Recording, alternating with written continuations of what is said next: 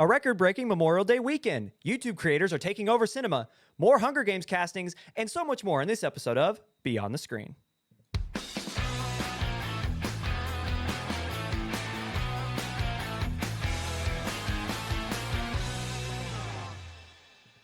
Hello, everybody, and welcome back to Beyond the Screen. I, as always, am your host today, Ryan Gum. I'm joined here with Jake Holtzclaw and Emily Keller, our wonderful director and co-hosts. How are you guys doing? I'm doing good. Excellent. Excellent. So tell me about your guys' weekend. What's going on in your lives? We always start the show by kind of doing something like a grounding exercise. Before we get into the box office, it's been a crazy week, especially. I like to bring us all down to earth. We've all had a great weekend. It's Memorial Day. Tell me what's going on. Emily, you want to Go go first, first? Jake. Okay, fine. So first of all, grounding, going outside, not wearing shoes or socks. That's what grounding. We know a guy who does that. I took apart a crucial piece of the motorcycle that I now have to clean, and I watched Lilo and Stitch in theaters. Tell us about it. It sucked. No. Yeah, it was god awful. Do not waste your money. Like it was like $30 for two people, and we didn't even buy anything. From 1 to 5 stars, where would you put it? Like barely two. Not even. If I could do points, it would be like 1.5 to 8. We can do 1.5 here. Yeah. Was it just because of the storyline, or was it animation, or the acting? I would say, yeah. The animation was pretty good. Acting was okay because like I can assume that the actors know what they're doing. It's not, and I think it was just how they were told to act, probably. And then story was crap. But yeah, no. Something I keep sending Ryan all the Lilo and Stitch stuff I find on TikTok and things like that. And there was one guy who looked up all the writers on this Lilo and Stitch movie, and none of them really had any experience in writing. Oh. Oh, terrible. Yeah, so like one of them was on a it wasn't a short film, but it was just like a super underground film that nobody had heard of, or maybe there's like a pod, a clique that knew of the film, but that's it. The other guy had nothing to his name on Letterboxd. They got rid of Uncle Jumba. He's a villain, Yeah, right? that too. So they villainized Jumba and made him kind of like a No spoilers, by the way. Sorry. Sorry. Well, they made him into more of like a spoiled, like preteen, like really smart, genius, spoiled preteen vibe instead of like an uncle, evil genius, like father figure to Stitch. Yeah. Whereas like in the TV shows and in the other movies where Jumba is that role. He is the father figure. He's somewhat evil sometimes, but he cares about family more. But now that like that's all gone away, people are saying it's like this isn't canon. This doesn't actually exist in the realm, in the verse, because there's a lot of Lilo and Stitch titles out there. I mean, there's more than 5. Well, the whole show, and there's at least 2 Whether it's movies. Yeah. shows, like they had like strictly the TV show movies or whatever. Mm-hmm. So that's tragic. No, this one was bad, and it was rushed. It felt rushed, and it was still longer than the original. How long was it? I know it was longer than the original. It was really? Give or take 2 hours. He's more than 2, right? He's looking it up. I am actively looking this up. And an hour 48. It felt much longer. The first couldn't have been longer than 90, right? What were you saying, Emily? I said that's a big problem if it like. Yeah. How do you take a story that didn't feel rushed and make it rushed? 30. What? How do you add 15 minutes and lose time? Yeah, that's a story problem. That's a storyline problem. So like the first part where he's like where it opens, where he's in this jar and they're like deciding his fate, and then to the point where he steals a police cruiser. Stitch steals one of those and then like goes to Hawaii or whatever. Like that was like bam, bam, bam, bam, bam, bam, bam. Like that's what it felt like. Like every single scene, and then they gone to like the big shark guy. Yeah, that's not in the movie. Not in the movie at all. And they just used like other characters and said the same lines. And everybody who's seen Lilo and Stitch can see right through that. Yeah, Yeah.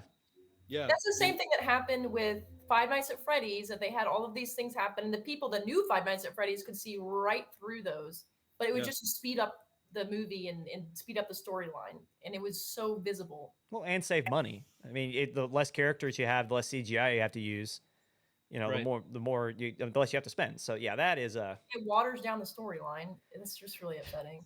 I've seen a lot of hate for it. I haven't seen it yet. I knew it was gonna. The second that we saw the omission of certain characters and the vilification of Jumba, they waited until less than 2 weeks before release to allow those things to slip, which was on purpose.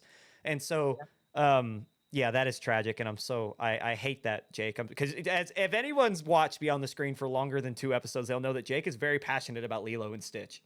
I'm And passionate about like the animated like childhood stuff from our childhood, I guess, like the Yeah. early 2000s. It's like doing a live action Toy Story and not having Buzz in it. yeah, Yes. yeah. Well, why not? Imagine you take out Zurg from Toy Story 2. He's just not there. You know, Yeah. like what are you gonna do? Not watch it. I've learned my lesson. So, That's all. Emily, what have you been up to before we go ahead and get on into our first segment? Work.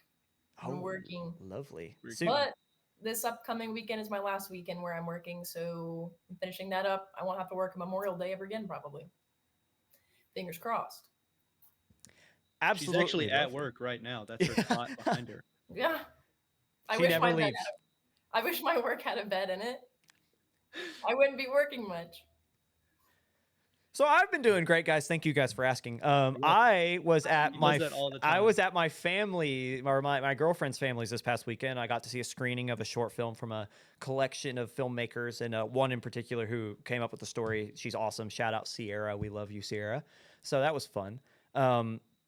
Got to network and do the fun stuff. But we got super off our schedule this morning because we got pushed back. We didn't get home. We're 2.5 hours from our home. We finally decided to hit the road. So everything was like, oh. So I'm sorry in advance if I seem a little lethargic. But with that being said, Emily, we're gonna go ahead and let you go. If you want to jump back in and have a few words, you shoot a message and I'll see it. But other than that, we'll talk to you later, and just me and Jake again. Thank you. Farewell. Man, it got quiet, huh? Yeah. I'm just kidding, Emily. I'm just She's kidding. loud. She's down there giving me a thumbs up. Anyway, we'll go ahead and move right in. So I know we just spent the better part of 7 minutes just absolutely thrashing the new Lilo and Stitch movie. But it did a fantastic job this past weekend. It actually helped break records, if you can believe it or not. So Disney's live-action remake of the 2002 animated feature hit big with families over an extended 4-day holiday weekend. So the Dan Fleischer Camp directed flick earned $145.5 million over the 3-day traditional weekend and a projected $183 million over today's theaters when they close. So when you add that fourth day, it added almost another $40 million alone, which is insane. So when you add in the $158.7 million internationally that it had made in the same time span, it's made over $341 million, which is insane. Again, a Memorial Day record for a film that is apparently not very good. So this is also the second largest start to a 4-day opening weekend ever. This is just behind Black Panther from 2018. So as stated previously, the film benefited from pulling heavily from the family demographic and a great marketing campaign. Collectively, Disney spent around $200 million to produce and market, so almost earning back everything after 1 week, when again, this is something we haven't until last week, I think, or the week before. You have to take into account that these films split, or these production houses split with theaters, whatever they make. So not quite at the $200 million mark, but it's close when you split 341.7 in half. So they're almost back in the green with this, or the black. They're very close to being out of the red with this film after 1 weekend. So while the film has only earned a 68% from the tomato meter, audiences, they gave it a glowing review. I know everywhere I've seen online, it has been the opposite. Like from Jake, from everything I've seen when I just scroll, people are trashing this thing. I saw one clip from Zach Galifianakis, his voice as Jumba, and it did not fit. It felt weird. So I don't know, but I say again, CinemaScore exit polls gave it an A. That seems high. That's crazy. That seems It's really not an high. A. It is. the editing on it alone was so fast paced, and it wasn't just like the first 30 minutes where they got Stitch to Earth. By the way, no frog scene when he gets hit by a truck, not in it. He does Oh, get hit by a truck, but no frog. That frog is reoccurring, right? okay. Yeah, yeah, I know. Um, I don't know. I was really attached to that frog, but It's just not um, the same without the yeah. frog. So there's no guns, right? Yeah. Which they changed that back in the original. He originally had like blasters, and then they took his blasters away and just animated finger guns that he was pointing at the frog. And then Oh, now that yeah. scene's not even in it. There was a lot from the original 2002 that got changed. I didn't even know the guns, but like the famous Yeah, one is like the plane at the end is now a spaceship because of 9/11. So, right. And then there was when they were shooting up the house, it's no longer a gun there that blows up, or it is a gun that blows up, but they weren't like shooting the roof of the house. It was Jumba throwing dinner plates so hard they were going through the ceiling. I never noticed that either. I Yeah. wonder, was it So all that from 9/11? All that change? I mean, it probably helped that they had to go in and change that. They probably went ahead and changed all the guns Yeah. and blasters and That things, does seem pretty violent. But like among other things. yeah. So, But sorry, go ahead, Jake. I just the editing alone, like it felt very. I'm not the target audience anymore. So obviously, the short attention span. I mean, it just felt like what you'd said with another film you watched. It was just felt like it had no time to breathe. Yeah. So and it didn't. I mean, it was every boom, boom, boom, boom. It was like every shot had to have like an action, and then that action was over, and then bam, another one. There was like it never let you sit with it. Also, they never mentioned Elvis. They never mentioned the What? yeah, What? like he had songs in the movie, like there were Elvis songs in it, but like no obsession But from what about Lilo. when he puts his finger on the no? Okay, I don't know Well, why he that's the doesn't play final the straw. guitar in it either. I don't know why He's that's not the dressed final up as Elvis. straw, but that like ruined it for me a little Yeah, bit. Stitch never dresses up as Elvis. So we've talked a lot about Lilo and Stitch, but we'll go ahead and move on here. So while families are enjoying Lilo and Stitch, older audiences were turning out in droves for the 8th installment into the Mission Impossible franchise called The Final Reckoning. So I did not know this franchise was 29 years old. I did not realize it was that old. I mean, I knew Tom Cruise was getting up there. He's 62. Yeah, he's getting Yeah. he's getting there. He's still going. I mean, but the They were 29-year-old saying, franchise. Sorry, go ahead. What? uh, anyway, sorry, he's 62 years old, and they were saying that the plane scene that he did in this film was like it was probably one of the more dangerous ones because he started to like lose his grip or something. He's I don't going know. to die. Yeah, this was one of the ones that really put it in perspective for Tom Cruise, I think, because I had seen an interview, I think, or somebody was talking about it where Tom was like, it got, it was a little, yeah, worrisome. Yeah, no. The 29-year-old franchise just set an opening weekend record. So I say that, I don't mean to just disregard. I say that to be like, is this even going to make like yes. Oh, yeah, my life is valuable. I've been doing this for a long time, but then the 8th film after almost 30 years sets the opening weekend record. Is that not incentive to just keep going? Um, I mean, We'll get to if that he record thinks in a second. he can do it, right? Sorry, what? If he thinks he can do it, um, But he's 62 years old. I wouldn't. I personally would not. But just toss Glenn Powell in there and call it a day. Yeah, the film earned 63 million over the traditional weekend and over 77 with the holiday, which again is an opening record for them. So you can argue that this is the best like opening they've ever had, not just in terms of money, but in terms of hype for the film, which is crazy because the last one was like received as meh. I don't remember the first part of this one ever really getting a lot of hype. Like I remember people talking about it, but not only did this film do great domestically, this film smashed overseas with a $127 million opening haul overseas. That gives it almost $200 million alone in its first weekend for the 8th film in 30 years. The film earned a Rotten Tomatoes score of 80% and an A- cinema score, which is still, I think I saw the Metacritic score was like a 68. So that's still lower than the first, was it Dead Reckoning or Final Reckoning, whatever the first one was called. So, that's odd. Mm. I was looking up Glenn Powell, uh, and there is a Deadline article that debunks rumors that he's replacing Tom Cruise in the Mission Impossible franchise. He'll die. So me just throwing a name out there, and then I was like, oh wow, there's an article on this that he's not doing it, but like, oh wow, there's an article on what I was just coming up with, so I'm not alone. That is a good question because you know now that with this film succeeding in such a way, they're going to continue. Oh yeah, it's gonna be James Bond. Is there going to, Right. yeah, I was about to say, are they going to replace Tom Cruise?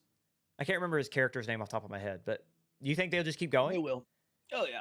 But they got to have a new not? character, right? This isn't James Bond. Well, this isn't. He's not Mission Impossible. The mission is impossible. No, I know, but like that's the thing is that like the idea of like the service that they work for, because they're like in a very specific like they're I watched only a couple, so they're Uh, very like niche, can operate outside of the law type of like agency, and I don't think they're even in the CIA. They're just in the government. So Yeah. either way, there's room for it to continue. I just don't think it should be with, well, as long as Tom Cruise wants to go, they're going to let him go. And I would hate to not see him in that role, but also he's 62 years old. So a little, going down the line here, finishing third is Final Destination's Bloodline from New Line and Warner Brothers. The bloody thriller earned over 19 million with the traditional weekend and over 24 million with the holiday. While maybe not on par with the two new releases that finished above it, these are still crazy numbers regardless. So the film thus far in 2 weeks has earned 187 million worldwide. And this is another one. This is the sixth film in this franchise. So we're seeing a lot of sustainability with these franchises here, especially as we get into the summer season for the box office. Finishing fourth is Thunderbolts. So the superhero film grabbed 9.5 million over the 3-day and an estimated 12 with the holiday. Over 4 weeks, the film has grossed 353 million worldwide. That's been a month in theaters, and that is still not quite where they want to be. I feel like a lot of people put too much and we've done it too. I mean, we're guilty of it just as much. Putting too much like success or not success on money, and that's just what the society we live in. Sometimes with films, you see them make 30 million, and you're like, whoa! Like A24 makes 30 million off of a film, or Neon, and they're absolutely swimming. But Disney, they spend 200 million a pop, so 353 million split into two with theaters is not enough for them. And that's what I only bring that up. It's not even in the notes, but that's all I kept seeing with this film was it almost grossed 400 million, and it's still not enough. And I just, I'm not going to say poor Disney. Finishing fifth is Sinners, the beloved vampire flick from Warner Brothers and Ryan Coogler. Through Monday, the film has an estimated pull, of 11.2 million. This brings the film's overall global earnings to 339 million after 6 weeks. And this is exactly my point. The reason I say that is because 353 million for 2 weeks, or for 4 weeks, sorry, for Thunderbolts is not great, but for Sinners, it's fantastic after 6 weeks. So, anywho, Jake, any thoughts before we get into our quick notes here? The Last Rodeo without a distributor with McDonough, Neil McDonough. Oh, yeah. Basically just him shirtless with a cowboy hat, and he's got to like avenge his grandson. My girlfriend's family was talking about that one. They were like, that To looks save good. his grandson, a retired rodeo star enters a high-stakes bull riding competition. Along the way, he confronts his past, discovers faith, and proves that courage lies in family. That sounds... It sounds like something my buddies would be into at work. Bro, you gonna go watch The Last Rodeo? And then I'll get him, and it's like, dude, I know Neil McDonough was shirtless in that. Did you enjoy that part? Like, no. Yeah, I could hear it now. Yeah. Hey, blue collar. We love our blue collar viewers. Yeah. I will say Family. Friendship, Paul Rudd and Tim Robinson, didn't that finish 6th or is it 7th? That's Well, right. it's all up in the air because today is still the Oh, day yeah, that's they right. count money, but it is 7th, right below that. But and it is close. It's within 600,000. I know it had a great weekend too. It looks like one of those ones that is fun. Like I would enjoy watching. I could probably laugh at that one because Tim Robinson just gets me. And then Yeah. Paul Rudd's hilarious His given timing the is chance. perfect. Yeah. So that's It- one that like because it's $30 to go see movies now. It's one I'll wait to watch. But there's that Lilo and Stitch like let's make money by waiting until a week or two beforehand to unleash the controversy, and then we'll still make money off of it, oh, for even though it's a sure. bad film. I sent you a TikTok about that as well. It was actually mentioned in a prior film that I don't remember. It was Ferris Bueller, um, that actor was talking to somebody else about this conundrum of Yeah.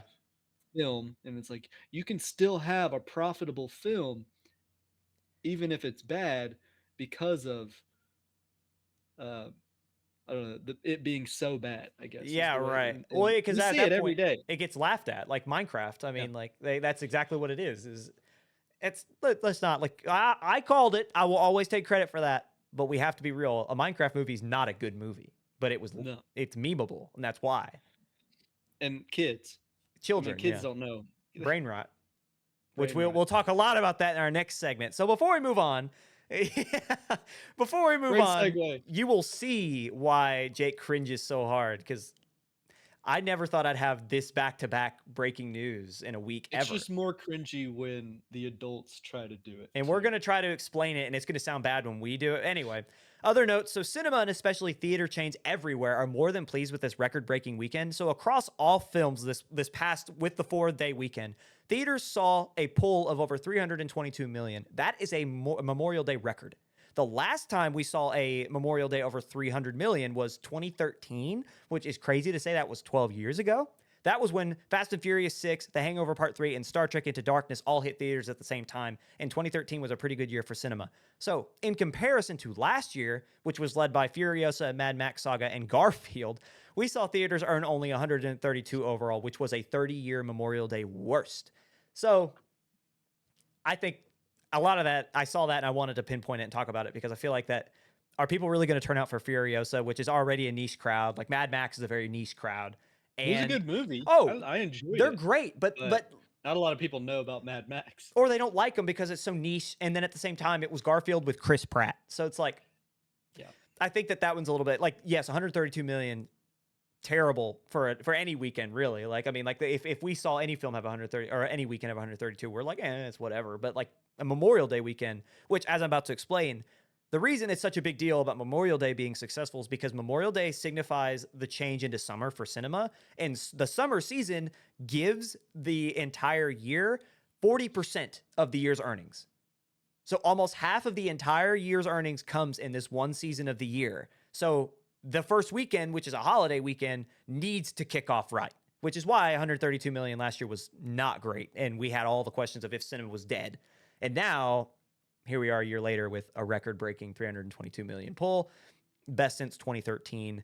So this Memorial Day kicked off with a bang, and the summer is here officially, according to Cinema. So anything you want to say to the people before we go to a break? falafel. And on that note, coming up after the break, we have the YouTube takeover in cinema, details surrounding the Elden Ring adaptation, and Marvel release date changes. We'll be right back.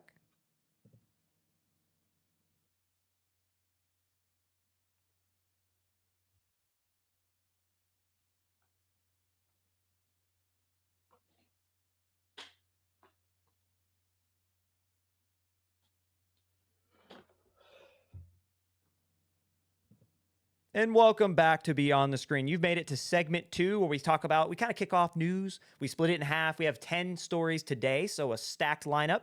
We're going to go ahead and get right into it. So, starting off our major news, we have a YouTube takeover in cinema. Starting off with A24 is producing a Backrooms feature length, bringing in viral creator Kane Parsons to direct. Also, Kane Parsons just graduated high school. He is 19 years old. Jealous? Where are we, man, in life? Jealous? Yeah, the kid's 19. What do you mean? I want to know what, like, I know the idea came from a 2019 creepypasta, which for those of you who don't know, and I'm kind of going off script here a little bit. I mean, I'm jumping around the script.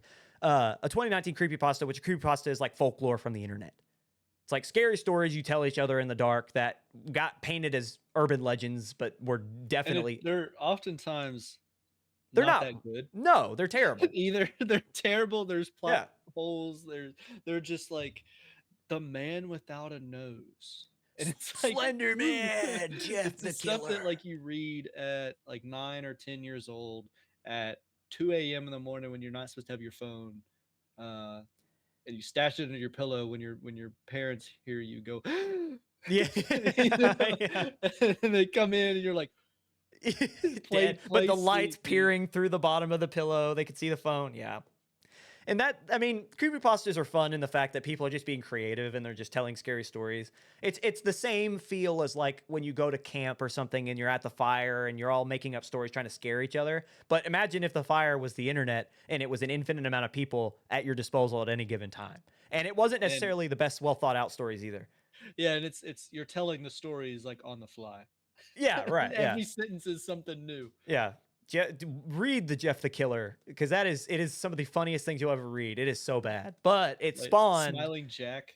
Yeah, like the dog. Slender Man. You know, like Yeah, like that's all where that. Slender Man comes from. If I know people have heard of that one because as we were growing up, I don't know about you, Ryan, but like that was something that all the parents got scared of, and like even Family Guy Well, referenced there was it. a murder. There, Well, like yeah, going off people. topic, but yeah. There were kids who had died because other kids believed they had to for the sake of Slender Man. He's And so that's talking why, to me, and they stabbed yeah, it. Yeah, sad stuff. But that is a creepypasta. That's where this gets started. And 2019 is late for creepypastas to be inspiring things because that was like a 2010 to 16, 17 thing. So kind of surprising that it was from 2019. It was on 4chan of all places. Not even Reddit. So anyway, going back to the Backrooms, the original found not footage even short. Tumblr. Yeah, I know. Yeah, 4chan. Anyway, the original found footage short follows a 1990s set filmmaker who journeys through dimensions, slipping from our reality to a yellow wallpaper-cladded alternate dimension. This never-ending labyrinth contains or may not contain like Lovecraftian horrors beyond our comprehension. You see things, but you might not see things, and you're running around. It's inspired video games and other media. There are memes about it everywhere. And now, Kane Parsons took that concept, made it into using VFX and video, made it into a video or like a short series. He's done a lot, but specifically in 2022, this is what kicked off in our lifetime, which I thought it was before that. But 2022 is when the big thing with the Backrooms kicked off. Now, 3 years later, A24 is picking up and producing a Backrooms feature-length film. So, A24, the aforementioned production house, has yet to comment on anything regarding story. The film is being written by Roberto Patino and is produced by notable figures like Sean Levy, Dan Cohen, who are both from 21 Laps, obviously Sean Levy of Deadpool fame, as well as James Wan from Atomic Monster. So there are big names attached to this, which this is not the first online thing. Again, we're going to talk about another one right after this with big names for no apparent reason. So the film is in talks to star Chiwetel Ejiofor from Doctor Strange, who was he wasn't the main villain, but if you remember in the first one, the dude who taught Doctor Strange and then was like, this is not the way, and he just leaves and everyone's been waiting for him to come back. That guy, yeah, the actor for him is in talks to star. And so is Kristen Milotti, who was the How I Met Your Mother lady, the main lead. So some pretty noticeable stars are in talks for this. So Jake, I'm seeing a new little tidbit here. Go Well, ahead. she was. Oh man, you missed a big thing she recently just did. She was Sophia Falcone in The Penguin. That's right. Yeah. That's true too. I mean, that is. That is. It's like I was like you named a reference, and I was like, how I met you. It's like that is not where I knew her from, and I had to quickly look it up because I was like, oh dude, that's the lady from The Penguin. Not 20 minutes earlier, then I forgot. Yeah, right. No, it's okay. You are right though. She did more notably recently, hindsight bias, do The Penguin, which is a great point. So Yeah, it's great I look talent. forward to that. Two great talents. Yeah. Going to be potentially like deals aren't signed, but in front of the camera, and it's either going to work or it's not. But I don't think a lot of people are going to go see this because they don't understand it. Yeah. I don't think like target audience wise is us. I guess the mid 20s and maybe who are people are still on 4chan, and then I don't see like nowadays 7-year-olds going to see this, which they shouldn't. I assume it's going to be an R-rated. Has to be. I mean, um, and Ryan, you got photos to show people if you don't. Oh yes, thank you. I apologize. I'm also directing First. this week, fellas. We're doing it. There you So go. that's what it looks like. Like most of the video games, like that would be a character I think from. I think that's a screenshot from a video game. Yeah. Um, but most of the time, like the first video games I saw come out with this kind of backdrop was it's basically just running around through those rooms and it's never ending. There's no exit. Yeah. And you're being chased by like usually it's so poorly because it's like an indie game, it's so poorly done that it's usually a PNG of like whatever you want. So you upload a PNG and it's like literally a flat image from like reminds you of like the old like Doom video games where it's just a flat image. If you look at it sideways, there's a Yeah. little thin line of pixels, and I've seen like Obama, I've seen Oh, yes, I've I've seen seen those. emojis, I've seen all kinds of stuff chase people through the back rooms in these video games. Didn't that also happen in Gmod? Didn't they have like a very similar? That's where it's built. Yeah, They're okay. usually built in Gmod. Got you. Yep. So it's just funny to see it as a movie now. Like I don't know, they must think there's money in it. Why else do it? Why there's no maybe there's a story to tell. So if yes, it got memed to hell, man. Like that's what happened after it blew up. But the original, have you ever seen the original short on YouTube, like the short film? No, I'm looking at Kane Parsons. right? Kane Parsons, his YouTube channel is Kane Pixels. He's got like numerous different videos of the Backrooms, like found footage #2, like It's Backrooms terrifying. presentation, like all kinds of different stuff. And then there's actually that monster that we showed you guys.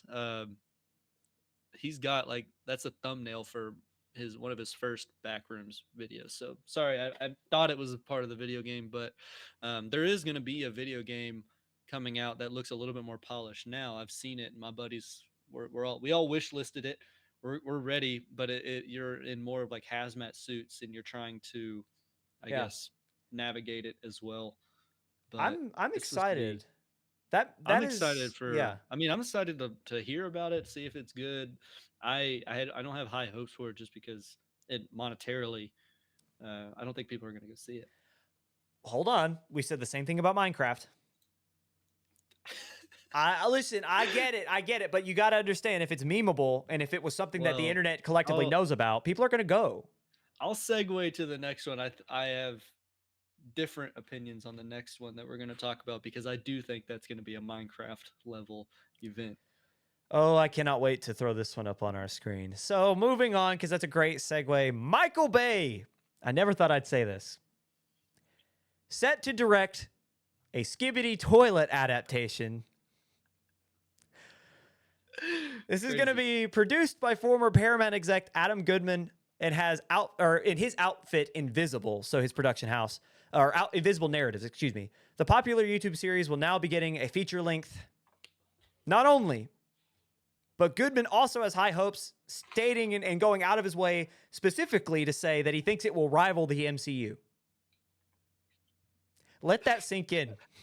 There's not going to be one. I cannot wait. You know what? he's saying. Listen, I hate what I'm about to do to you people, but I have more to read, and I'm just gonna. You guys have to look at what I'm looking at. So, bam, there you go. You at home can see this until I'm done.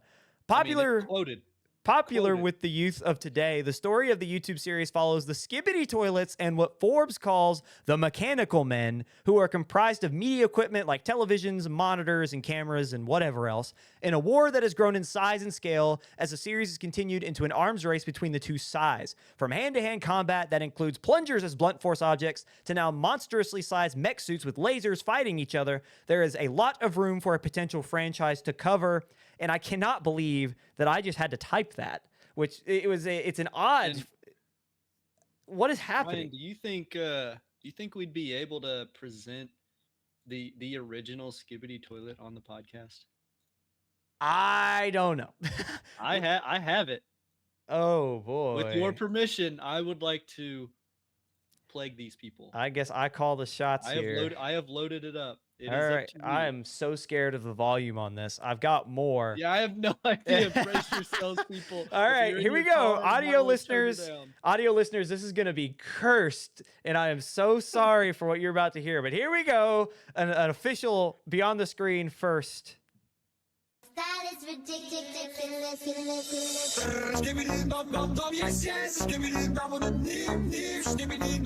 And I'm removing that. And that's it. That's all the first video ever was.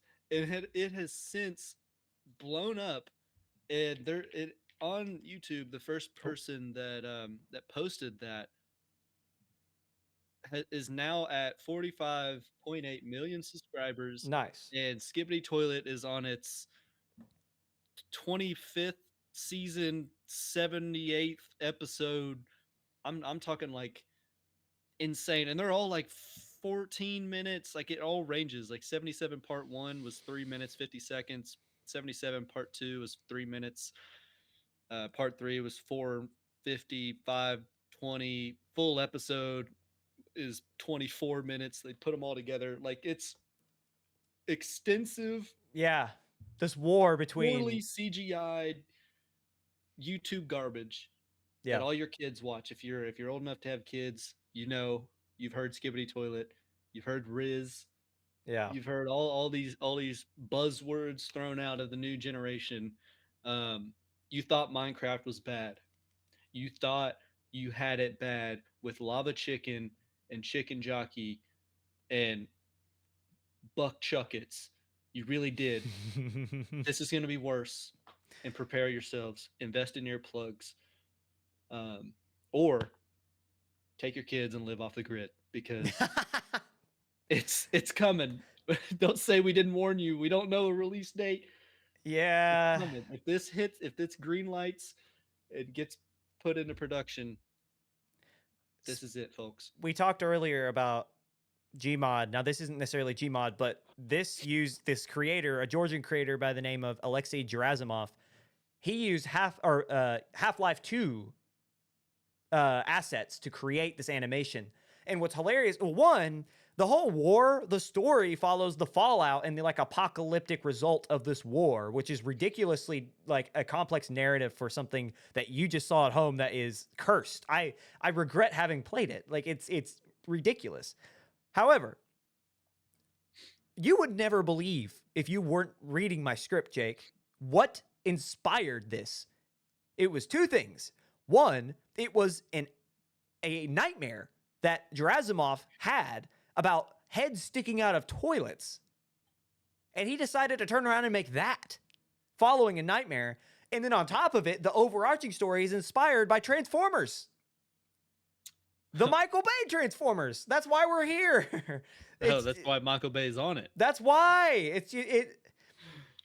So it's, Yeah. I don't know how it's like, oh, I'm scared of, because like the thing is, I've heard of people be scared of like snakes swimming up like drain pipes and like getting Yeah. into the toilet while you're sitting. I've heard that. But I like, so I can like the leap of like being scared of people coming out of nowhere because humanity is scary. And like them coming out of toilets is like, I can understand how that could be a nightmare for someone who already has like a fear of that stuff. But then to somehow be like, what if it were Transformers? And it work? Like, I'm so angry that this is actually something that is like, I'm not angry. It's crazy that this is succeeding. I think bro's angry. I'm not angry. It's just levels of comedy that I can't describe. So not only has Bay joined the project, but also so has 3-time Academy Award-winning VFX supervisor, Rob Legato, who's of Titanic, Avatar, and Jungle Book fame, but as well as Academy Award nominated production designer Jeffrey Beecroft from 12 Monkeys and Transformers. Huh. So this is going to look good, is what I'm hearing. How? Unfortunately. It's going to look good. Dude, I don't care. However much money they toss at this, there's a reason Gantu was cut from Lilo and Stitch, and it was because they didn't want to animate him. I want to know who in the world has more money than Disney and is deciding to animate this. It's Because Adam Disney Goodman. didn't even want to stay. Well, I mean, I know it's a rhetorical thing, Ryan. All right, I'm just saying that like if Disney didn't want to toss the money to animate, to keep to the original story. Who in their right mind is tossing this much money to make this? My favorite is the meme or like the response on Twitter that you had put in the video was of John Hamm sitting there and it's Michael Bay studying for the film because I wish I could get you more. Like, I'm actually staring at the YouTube channel where all of these take place. I'm actually, I want people to see this. And now that I know how to present image files to Ryan, okay, here you go. You screenshot ready? of the latest YouTube thumbnails. Here it comes. I mean, it's What is this? the Skibidi Toilet lore, dude. It's every like new episode. It is the latest episodes from top to like bottom. Like, so we're looking at 78 through 73. Yeah, and it's we bring up Gmod, or like it's like a sandbox game where you can code or change anything you want. You can do anything as long as you have the assets, the 3D models, anything like that. And this guy's, I mean, obviously he's a little weird, he's a little funny, but he's very good at this, and he's gotten better. Obviously, if you practice something, you're going to get better. And so this episode 78 there looks a whole lot better than like episode 2. But it's all brain rot. I mean, it's all nonsensical blabbering and millions of views. millions of views, like kids. Like, I'm not going to say that the guys that are putting money towards this movie are stupid in the sense that they're not going to make a lot of money off of this, but it's just like somebody persuaded them. Something happened and they were like, yeah. You know what? I'll tell you what happened, because you got to think Paramount is where Michael Bay did his Transformers stuff. So in theory, I didn't do this research. I just kind of put this together. Goodman was probably at Paramount when Bay was making Transformers. So that's probably how that connection happened. I guarantee you, Michael Bay, who's not been in the headlines for almost a decade, right? Like I can't tell you the last Michael Bay film to come out. He saw Skibidi Toilet after Minecraft, or after the last video game adaptation before that, which is probably like Sonic 3.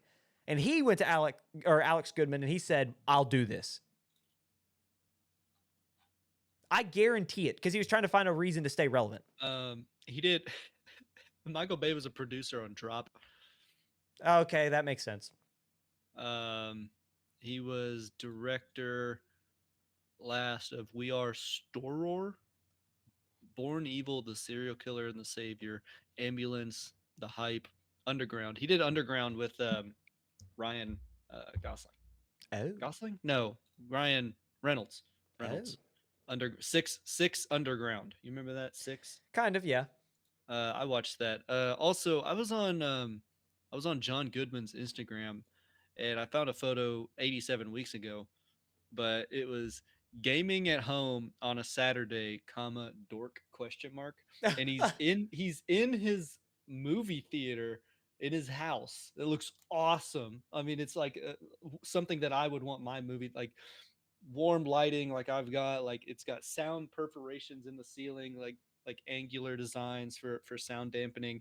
The walls are kind of, it looks like a theater in the sense that like the walls are kind of like grooved, and he's got a desk in the back of the room that he's got this wide, like 36 plus or 48-inch monitor, real wide, generic, no RGB control over his keyboard or his mouse. It's all just rainbow puke.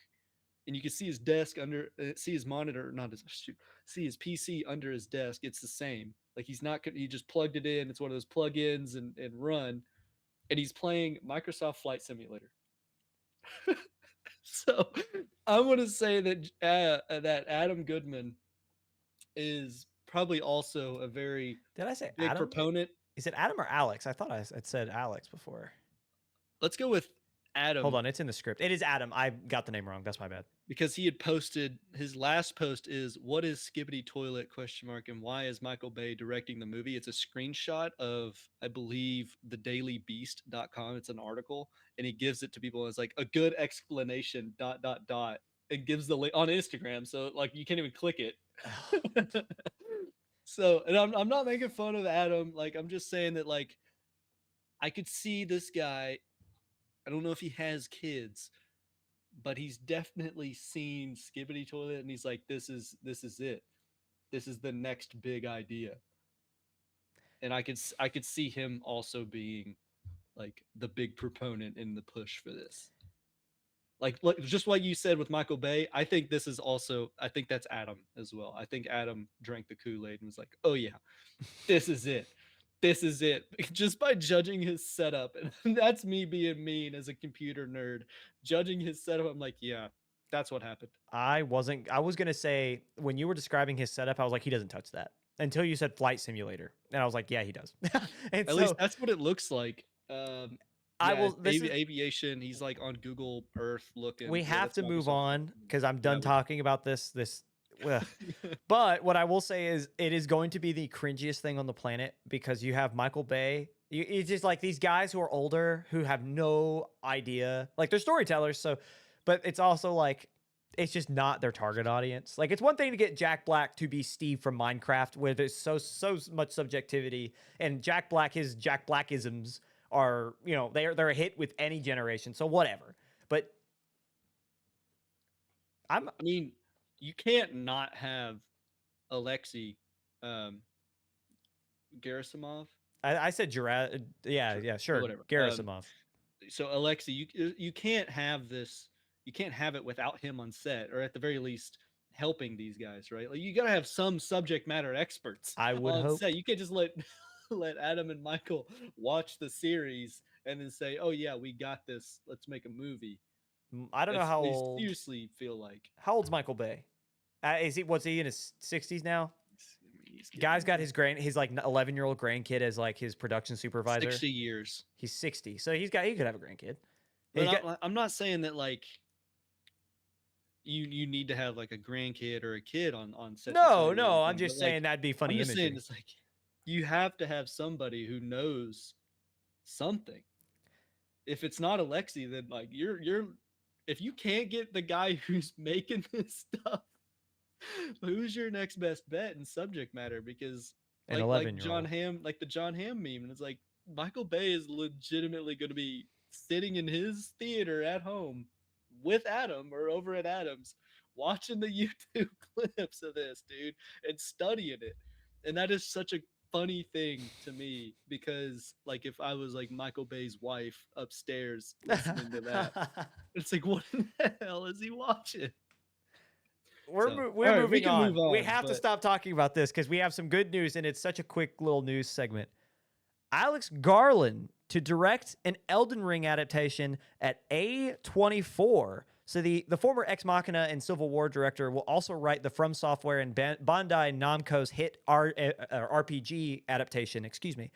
George R.R. Martin is also slated to return to the Elden Ring story to help produce the film. He helped create the video game story. And as of right now, plot details are very, very limited. So, Jake, what do you think about a Elden Ring adaptation? I think it's very interesting. What I know about Elden Ring is it's not really like a named character. You don't play a named character other than like the Tarnished, which just means you're basically an unnamed character who goes around beating all the bosses and you eventually become top of the food chain. There's several different endings. That's going to be weird because if Elden Ring has 4 or 5 endings, how are you going to do that with a movie? Yeah. What's the movie going to be about? Like, is it going to follow the Tarnished? You know, like, what do you do? Like, what? Yeah, what is? I don't know. What's the story here? And that's likely why they're keeping the plot details pretty quiet, because they're really going to probably have to lean on George here to help him out with a story. Like, there is a story in Elden Ring, but I mean, you're a unknown person in this realm, and It's basically it's one of the harder games. Like they call them FromSoft like style games or Souls style games, where Yeah. Dark Souls and Elden Ring, and then there's others that fall into this. But the style and just the way the game mechanics work is, if you get hit, like you're severely um it's like it's a big negative. Like if you get hit once, it could mean that's it. Like next time you're stunned or whatever. Like it's one of those games where you can't even get hit once. You have to be So flawless. you have to be flawless. It's and even on the easiest of difficulties where they don't hit as hard or whatever, like it's still a really hard video game to learn Yeah. and continually play. Um, which means nothing to a movie, but I am interested in figuring out how they show it like on film Yeah. that way, because I'm foreseeing a Chris Pine um what is it, the world of He did War- the Dungeons and Dragons. Dungeons and Dragons. I'm foreseeing that, and that didn't do well. There's actually a cult following on. I liked the thing is that it's Dungeons and Dragons, is D&D. So you got there's so much subjectivity and it's more goofy because it's like that's like how actual campaigns go. And I know that's super like that's being very broad stroke to those who play D&D, because I know a ton of people who play it very seriously, and like Right. the whole point of D&D is telling the story. So it's like I know there are a lot of people who play it very seriously, but the thing about the game is that it, or the film I should say, is that like you can have those goofy moments. Like there's a lot of people who are more, I would say more often than not, people play it silly. Like they just go to have fun, and the movie captured that very well. Like the movie that's why it succeeded. The one thing that I can see, because like as you painted the depiction of the game so perfectly, they like Bloodborne is one of the hardest video games of all time, but it's also considered one of the best. Right. The thing about these games is you see like yourself or other players as like souls running around, and like you can have, so I could see it being something like that, to where it's like a cursed, almost like a hell type, to where it's like this character, he's learning and he is dying, and that's how you get that, but it has to be done very serious. It has to be very gritty. I would be with George R.R. Martin involved. I'm excited because like obviously Game of Thrones and the spin-off series, they're all very, they have to be darker than the Game of Thrones, but that's a great start. Like if you're starting with Game of Thrones, that's a great place to be. So I'm very interested. If it is Chris Pine, I don't think anyone would take it seriously. No, well, I mean, I just threw that one out there so I can remember what he, or you helped me remember what he played in Dungeons and Dragons, right? Yeah. But I don't I don't know how you could possibly do a film on this without it turning out like Dungeons and Dragons or World of Warcraft, like the movies. I- Because I mean, it's done. It's been done, right? Yeah. Usually, a video game outside of Minecraft. Now that we have to make this um, that point outside of Minecraft, uh, I don't know. I don't think it's going to be very hard. They're lucky they have George R. R. Martin on this, but I don't know. I Yeah. think it's gonna be hard. I can't wait to see trailers or teasers or some kind of test footage. I want to see some footage of what they've got. Well, also, you say that, and it made me think of another point too. Is the combat has to be gnarly, because that is how the game plays. Every I one mean, of them. the antagonists, like any of the beasts that you go up against, because I mean, They're the story scary. isn't necessarily linear either. Yeah, and the beasts are scary. They're insane looking. They're crazy. They have stages. If you beat them up to a certain point, their health bar goes down to a quarter left, and then they get crazy overpowered and shoot fire or lava or do something. And there's a second stage to the battle where it just became infinitely more harder. Their patterns have changed. It's one of those pattern games, really. I mean, you want to go back to Pixels and Adam Sandler, knowing all the patterns. Yeah. That's what this is, right? And then there are some that I don't know if it's in Elden Ring, but I know that there's some that are smart enough to somewhat learn your patterns as well. And that was something crazy. I don't know if that's in. Woo! Yeah, I think that is in Elden Ring, and I think that is, So yeah. frightening and that very hard to beat. But I I don't know where I will. was going with that, but no, sorry. It's not even like the linear, like you don't get told where to go. It's not one of those games that's like you go here, then go here, then go here, fight this guy, go here. No, it's not really. You actually have to read the dialogue. If they mention something, you have to have the map knowledge and the lore Yeah. knowledge. Like you actually have to know. about this land and be fully enveloped, George R.R. Martin style, Yeah. to even know how to beat the game. I didn't beat the game. I could not like pour in that amount of time. Now my buddy who doesn't he didn't have a job for a while. He loved it. So, Yeah. but The unemployed's best friend. I say that super sarcastically. but I no, love I video mean like, games. and there's it's outside of lore and knowing how to play the game and doing well in the game, knowing the lore to actually complete quests. Then you also have to know everything about how the mechanics is set up in terms of swords, armor, knowing where to put your stat points. Like it's a level of D&D there where like you have stat points that you put in certain things, and it's like, dude, it's way over my head. Well, and that's It's a, another great point, and maybe you might have already alluded to this, but you talk about the lore, having to know the lore. These games are not lore forward. It's Right. it's oftentimes hidden. Like you have like it's strange at how they're so successful because like, and obviously it's because of the patterns, it's because of the difficulty, and people just like they're not playing soul games for story until they realize there was a story, and then you have to go way out of your way to find it. So yeah. how like with a game like that, and this leads into my second point too, if you can do it successfully and if you can adapt it successfully, because that leads you to having a super subjective movie, which makes it already gives you a very niche audience to begin with. Or you find a story that makes everyone somewhat happy and it's a decent movie. I think the big reason why this is a thing is because think about how much story, once you find it, is in any of the Soul games. Yeah. That is a franchise waiting. And that is not just a franchise of 3 or 4 movies. You could have double digits, just spin-offs and spin-offs. Because think about, again, all of the Soul games, Bloodborne, Elden Ring, the Elden Ring DLC that just came out, Shadow of the Eldritch Tree. Is that right? Is that correct? Something tree. Yeah, so Yeah. it's like that, like all these different like, and again, they're all the same format. You can play them just to play them to have difficulty and just to have fun time, or you can go through it and spend hundreds and hundreds and hundreds of hours finding every little nook and cranny of every little map and every little building of this vast landscape to find a little piece of paper that might tell you what's happening, Right. and it might not. And so like that's like the thing, and so it's like that's where that expansiveness can create something massive, or it can create something so niche and so subjective that it pushes people away. So that's where I'm interested. I think you bringing on George R. R. Martin is beautiful because you have that guy who can grasp an audience, and you can have a more like audience facing story without betraying the original the original Elden Ring, because he's the guy who helped make it. So Anything but finishing his book, right? well, apparently, I was reading something today from Screen Rant is that he's announced another project, and people are like, he's just not going to do it. Like, No. and so what if he's like got it complete and he's just waiting till he dies? Yeah, that's gonna be Yeah. what he sends out when he dies. Shocker! Actually, I did finish it. Ugh. And he's just anyway. Time to move on. The Hunger Games have done a great job with their casting, and they just did another great one. I know. In fact, I'm actually Emily. If you would like to be involved in this one, I know you had an opinion about it. We're going to bring Emily back, and I'm going to go ahead and read.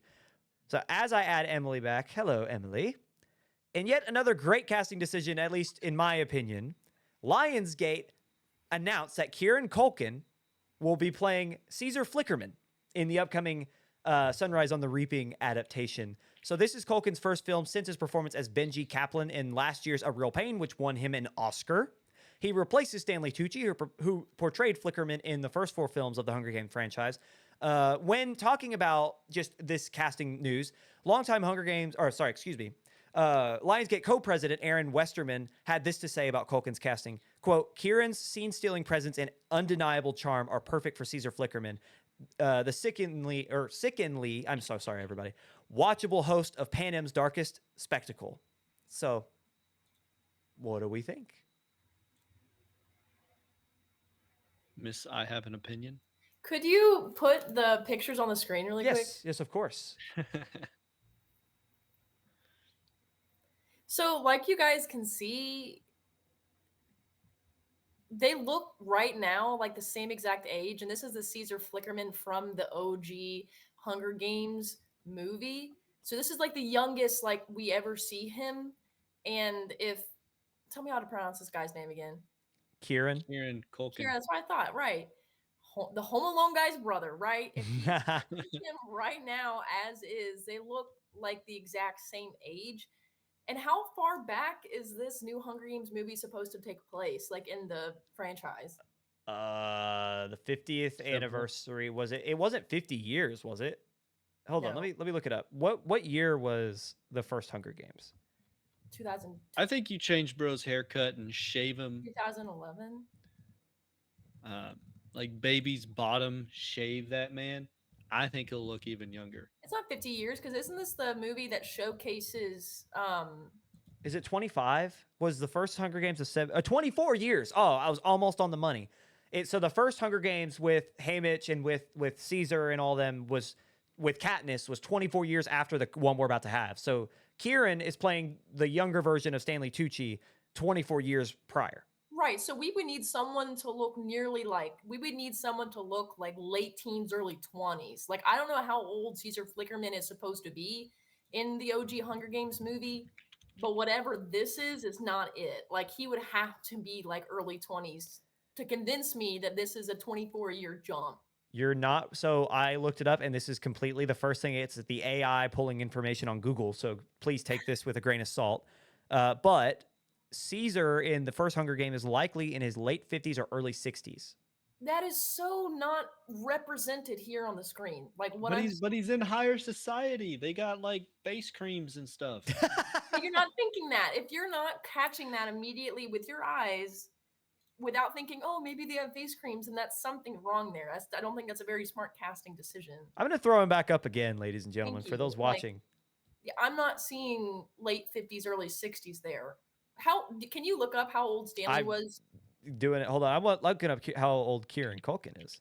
They're probably this very He's near the 42. same. He's 42. Kieran? Yeah. Okay. Stanley Tucci is currently 64. Okay, then the Hunger Games movie- 12 years ago, Right. what was he? 12 years ago. So 52. So Kieran is 12 years. Oh. 12. Yeah. Around 10 years younger, but it's supposed to be 24 years younger or something, right? Yeah. So Kieran is 20 something years younger but so he's 10 years younger than how old Stanley Tucci was when he played the character 20 years in the future. You lost me, to be honest. No. I think we wait to see Kieran in full makeup. I'm afraid the have same faith. thing is going to happen. Did you guys ever watch the Dear Evan Hansen movie way back when it came out? Go ahead. No. Okay. Not the musical. Dear Yeah, I Evan know. Hansen. Big into musicals, big into Dear Evan Hansen. So Ben Platt was the guy who played the OG Evan Hansen when the musical first came out back in like 2016, 2017. And people loved him so much that even through the other adaptations of Evan Hansen, as he like left Broadway, that they brought him back as Evan Hansen for the movie. But because he had aged like, it honestly wasn't that much, but he was a little bit older to be playing I think 17-year-old when it debuted anyways. Yeah. That they had to like kind of AI his face a little bit to make him look softer, like his complexion softer, which wouldn't be too far-fetched if we're doing a movie where it's based in the Capitol. But I'm just like worried to see if it's gonna look like Capitol makeup or if you're gonna see a little CGI involved. I hope we don't see the CGI, but I have faith in Hollywood Hey, artists. Jake, since you're like this really cool tech guy over here, could you pull up a picture of Evan Hansen in the movie? So we can see what I'm talking about. Maybe like mention like the CGI part or whatever, because people were really upset about that. Yeah. Well, this is what I will say about before we pull that up, so we can prove your point. I think Culkin is a fantastic cast as just a talent. I think he'll kill it. Yeah. If there's a problem I have, he doesn't look like Stanley Tucci. So it's like, you know what I mean? Like I think that's the bigger problem here is that like I know they're gonna Hollywood, and that's Jake's like his thing here is that they're gonna make him look like the character. So this probably won't be a problem. But when I look, like I'm not gonna put it up for a third time. But when you look at Stanley Tucci and you look at Kieran Culkin, they don't look alike. Put it up for a third time. He's not gonna do it. He's not gonna do it. You know what? They said I wouldn't. Haters hate. I think whoever put these two pictures together, you didn't do this, Ryan. Did you know you found this somewhere? This was not me. Okay, I think whoever put these together, I would assume, tried to get a picture of Kieran that somewhat resembled Most Stanley of the Kubrick. time, Kieran has a beard. He actually keeps a decent, like more than that photo. That's probably as shaven as I've seen him in a while. Did Yeah, we Jake, you know say him really well. what Yeah, year he comes over. Hunger Games was this was this set in? This is about Haymitch, isn't it? Yeah, the 50th. So The 50th. yeah, So the, this the has already quarter been going quell. on for 50 years. Yeah. Okay, then never mind. Because I was like, what if it showcased a little bit of what people looked like before this whole the Capitol thing really started being implemented, and it was more of a human version of him looking before he was all done up and fixed up or whatever. But Yeah. it's already been going on for 50 years, and that's not the case. No, it's tough because the closest we got to that was the last one, the Ballad of Songbirds and Snakes, which was Snow's prequel. Or, yeah. And that the Hunger Games, I think at that point that was the 10th anniversary in that one, if I remember correctly. So we never It was really, already. yeah, I don't think we ever. Let me look it up. Hunger Games number. It was 10. Ah, my brain. Sometimes it works. So yeah, I don't know. So I'm interested. That's all I'll I say. am too. So I'm Go trying ahead. to find who you're talking about. I see it in and here. I'm gonna break Do- your heart. I can't tell the So- difference. Ben Platt. You Emily, can't tell. you have to tell us if this is correct. I'm throwing it on the screen for our viewers. Okay, that's him in the Broadway musical back in 2017. Okay. And now Okay. he's old. Yeah, do you have the movie picture of him? The See movie how he already picture- looks a little bit too old to be playing like a 17-year-old. He do be looking old. Right, and then imagine that. When did it come out? 2018, 2019, 2020. I have actually no idea when the I movie think it came was out. 21. I think. I don't know. Like it's still. Just look up Ben Platt, Dear Evan Hansen movie. Believe me, I am. Believe me, That's crazy. doing my best to try and find. While we look for that, I want to Ooh, add in the that'd be final good. detail here. Longtime Hunger Games director Francis Lawrence returns after helming the upcoming Stephen King adaptation of The Long Walk with a script penned by, I kid you not, his name is Billy Ray. Cyrus? No, Cyrus? not that guy. Because I looked it up too, because I was like, why? Who? Also, he's now just Cyrus, and he is not doing well. But not that Billy guy. Ray Cyrus? He's not doing well. There was drama recently with him and his son, who apparently he disowned, and his son was like, because Cyrus was on, he performed live, and he sounded bad, and he did not look healthy. Oh yeah, I knew that. Yeah. So, not what we're talking about here. Billy Whoa, Ray. whoa. She No. wants to talk We about gotta it. find the Dear Evan Hansen movie thing, but not did. that There it Billy is. Ray, not that Billy Ray. You did? Oh, I see it. Here we go. Oh no, that's not it. Hold on, give me a second. Give me a second. There we go. Yeah, so you see how they kind of blushed up his cheeks a lot. It's He like he's still looks like he's an old man. Yeah, so people were I think quite he was- upset about that. That they tried to make him look younger. You couldn't really do it. It's very poorly obvious that they tried to make him look younger to fit the role. And I'm worried that's what they're going to do as well. Though you could get away with it better if it's set in the Capitol. I'm going back and forth. Here you go, Ryan. Here might be. Oh wait, I don't know if I can upload a. Never mind. Never mind. False alarm. Thank you, Jake. All right. I think we've had enough. Kieran Culkin and Dear Evan Hansen. We got one more thing to do before we go to break. So Emily, if you want to stick around before the break, we have one more story. Sure. All right, we're hopping into it. Marvel has delayed Doomsday. Hold on, I want to get our banner. There we go. Marvel has delayed Doomsday and Secret Wars as they reshuffle their strategic plan in the next few years. The whole Marvel MCU and then the next Avengers films have all gotten pushed back. So Doomsday will now release December 18th of next year, and which is the same date as Dune Messiah, which that's a talking point we'll get into. And Secret Wars will now release a year after that, December 17th of 2027. So we still got 2 years to go before the Secret Wars saga kind of wraps up. With that on the way, and we're talking about next year, we're talking about Dune Messiah and Doomsday. What do we think about this massive mid-December of 2026 day in December? Sorry, in cinema. You know from when I texted the group chat about this is like because it's gonna share that date with Dune Messiah. It's like what are they gonna call it? And I was just like coming up with crappy names. I didn't hit them on the dot, but I am seeing it's coined Dune's Day. This is what they're saying it's going to be. They hope that it's going to be another Barbenheimer, and it's likely Disney chose that date for a reason, right? I mean, Yeah. it's like we got to piggyback off this because superhero fatigue, Marvel fatigue, whatever you want to call it. Um, I think they kind of know Doomsday probably isn't going to be Avengers Endgame level, but you throw it in there with Dune, you try to make a meme out of it, give everybody the reason to call it Doomsday, and you might get something. I'll say this, and then I'll throw it to Emily before we get through the rest of this topic. I find it interesting now because of Barbenheimer how we have production companies actively seeking out competitors and release dates, whereas in the history of film, it's been to avoid them.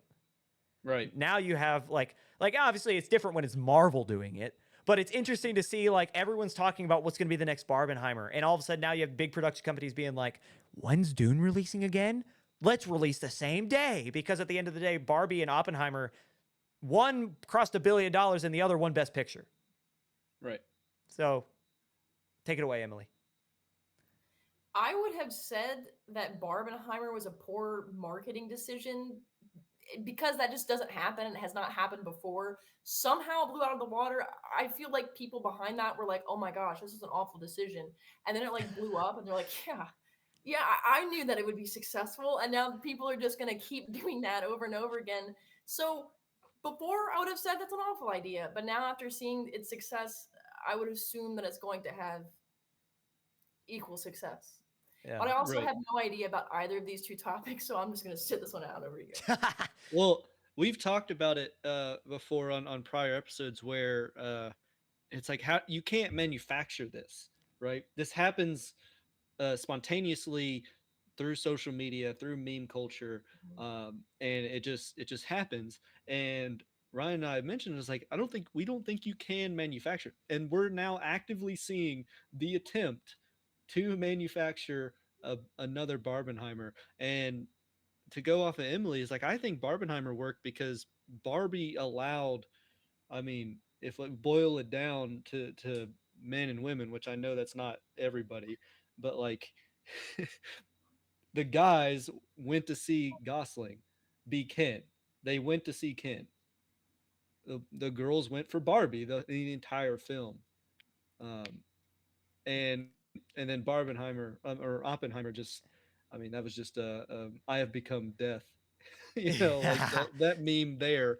And I don't know how many of the girlfriends or the girls walked across the theater to go see Oppenheimer. I I that is They a both have opinions. that is a great point to make. That well, the thing is the reason why I think that succeeded and why this one might not is because Oppenheimer and Barbie appealed to way different demographics, whereas Dune and the MCU appeal to the same. Yeah. Take it away, Emily.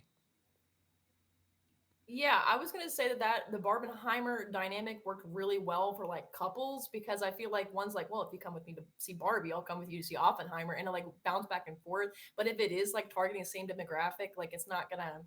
I Right. feel like that's not gonna bring in as much revenue because where you're gonna get like two people at least for each movie with Barbenheimer, you're just gonna get one, like Yeah. because you don't have like a tag along buddy. But that's just my take with the couples. I don't know. And I think Barbie could probably even pull the kids, right? That Yeah. the Yeah, a younger demographic, whereas like Easily. I don't know if I'm going to bring my 7-year-old to go see Doomsday or Dune. that's Like true. I know there's some 7-year-olds that will make their way into those. I mean, probably MCU more than Dune, but it's just I don't think it's there either. So like it's an odd choice, odd demographics. We'll see if it pays off. I was just super excited to see that it was coined. People are calling it Doomsday. Whereas I was like, Doom Doom Messiah, like Dume. Like I don't know how you're gonna make this work. And then it was obviously the one that I didn't think of. It's always the one I don't think of. Going back to Disney and Marvel, because that's also the bigger point here. That was hilarious. But the bigger point with this is the move that these two films had going, not talking about Dune, we're talking about Doomsday and Secret Wars. as I said earlier, this comes amidst a massive restructuring for the release schedule from Marvel and Disney entirely. So, a film for next February, which was unnamed, it was just called a Marvel title, was completely removed from the schedule, while films labeled with the Marvel tag in November of next year and 2027 have been reassigned and are now just called Untitled Disney. So, there are a lot, they kept some dates, they removed others, changed names, so a lot's changing. So there are now only 2 slated films in 2026 for Marvel I wrote this very weird. For 2026, that being Doomsday and Sony's Spider-Man Brand New Day. That also means that after this year's Fantastic Four First Steps, we won't have another Marvel project hit our screens until after next year's previously mentioned films. So we're having a lot longer of a time between films, and you're seeing less per year, which is odd. You don't really see Marvel go on a hiatus for more than 6 months. So here They we just are. made that change. That Right? is, yeah. Didn't we hear about the quality over quantity change in the upper management of Disney saying Yes. we're And not going to churn out 2 a year anymore because obviously that doesn't work. And that is exactly what Bob Iger said in an investors meeting. It was a phone call that he allowed reporters to be in.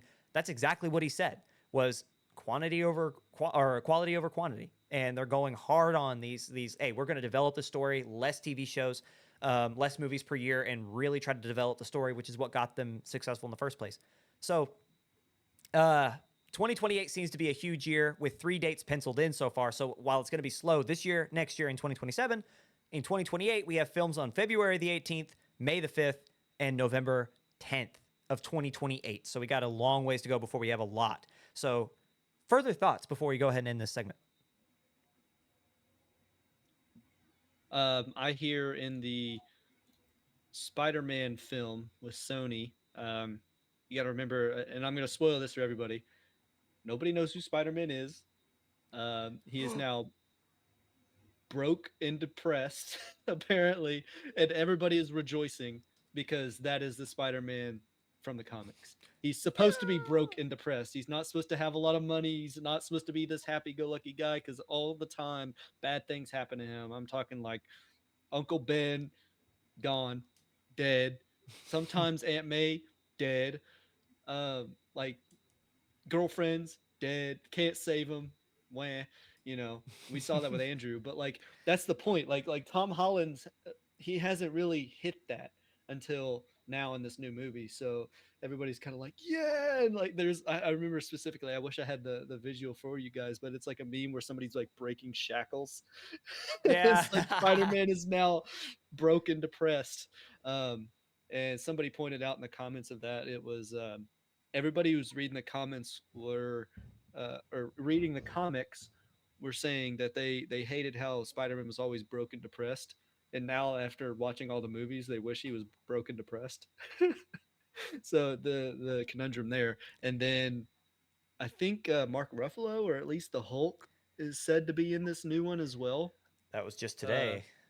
yeah. So I saw that in a meme form, or actually a clip from the comic, where the Hulk, not Bruce Banner, actually remembers Spider-Man. He was not affected by the circumstances that made everybody lose their memory. So that was a small. I don't know if it's going to be in it, but it's from the comics. Before I throw it to break, there was like the epitome of what you're talking about. There's a really famous comic strip, and I cannot remember which edition it was, but it was Spider-Man, but he got to see what his life would be like if he never got powers, and he had like the happiest life ever. Had a bunch of kids, like, because he's a scientist. He became Right. like a renowned scientist, won the Nobel Peace Prize, like all these different things, and he's like, but I must remain Spider-Man, and he like it was like, Yeah. and everyone was like, why? And so like that is the epitome of this character. So, Emily, any final thoughts before we go to the next segment? And if you'd like to come back, we'll have you back on in the next segment. We're all good to go for this one. Awesome. So, coming up after the break, we have updates surrounding the Michael Jackson biopic, and they are juicy. Dwayne Johnson finds his next role, and he's on fire. And we have new trailers, updates from the Cannes Film Festival, and so much more. So, we'll see you in just a second.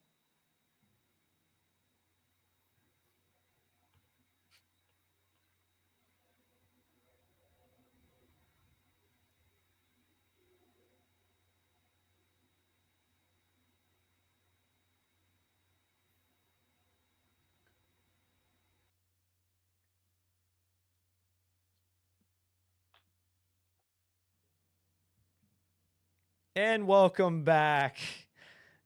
Emily, if you I want to know- come back, we can let you come back as well. I know when she leaves because we lose the ambient sound Well, coming from her microphone. I muted it. She's down there. She's saying something. I'm gonna let her back in in a minute. But I muted it myself, Yeah. and I won't even lie for our audio listeners. I wasn't for sure if I was supposed to remove her or not, so I just voted to do it because I didn't want to just make her feel like she had to stick around. Hello, Emily. Oh, Nice. see, she's back. You can Nice. hear it again. I I swear it thought- sounds like I thought you were gonna say something like, "Oh, we can tell that she's gone because I just lose that spark." You know. Listen, you are amazing on the show. No, you were just talking about my I audio. didn't say Now it. it's so loud in here. So it sounds like crickets, and then when she leaves, it's like, oh man, just thank quiet. God. Emily, do you want to stick around for our third segment? Go ahead. Not now. So. Oh, well. Wow. Okay. Well, if you I'll really tell you. did, I would love to get your opinion. No, you're all good. Okay. Well, we'll talk to you in a minute, Emily. Mhm. I feel bad now. Jeez. Oh man. What did you do, Jake? We have one director and you make them mad before they even start. Great job. Anyway. We'll get her upgraded if she's on the show a lot more. We'll help her out. Yeah, for sure. I mean, Oh, but yeah. on that note, as always, we kind of started unconventionally. A lot of changes happening. We have a lot, I mean, just in terms of visuals change, as you saw last week, this week, we're adding a lot more. And as things continue, you'll start to see it. So thank you for sticking with us and being patient. I know this week, next week, and the week after it'll be a lot of, hey, Ryan, can you put that up? And you'll see a lot of things come up later than they should. And I'm reading and I'm trying to direct at the same time. So if you'll be patient, I really appreciate it. I just thank you for being here as always. To get to our third segment, and to be around for an hour and 15 of two of our three little segments in our show is amazing. And we cannot thank you enough, between me being lethargic again and being slow for the trying to read and not being able to read because I'm trying to direct, and just me being also not able to pronounce things. I cannot thank you enough for just sticking around and being here. We really appreciate you. And I know Jake does, and I know Emily does, and she's down there. She's just doing this. So thank you guys so much for being here, and do the whole nine. Like, subscribe, comment, please. We would love to get some feedback and some opinions. We'd love to share it. We have some features on here that if you comment, you could see it on screen. So we would love to do that. But yeah, we'll go ahead and get into our third segment. We're going to try to make this one a little quicker. Usually we break down trailers. We have our last few updates, and we go through a few more film news. So hopping in here, Michael Jackson's biopic from Lionsgate has been pushed back with the chance of it being split into two films.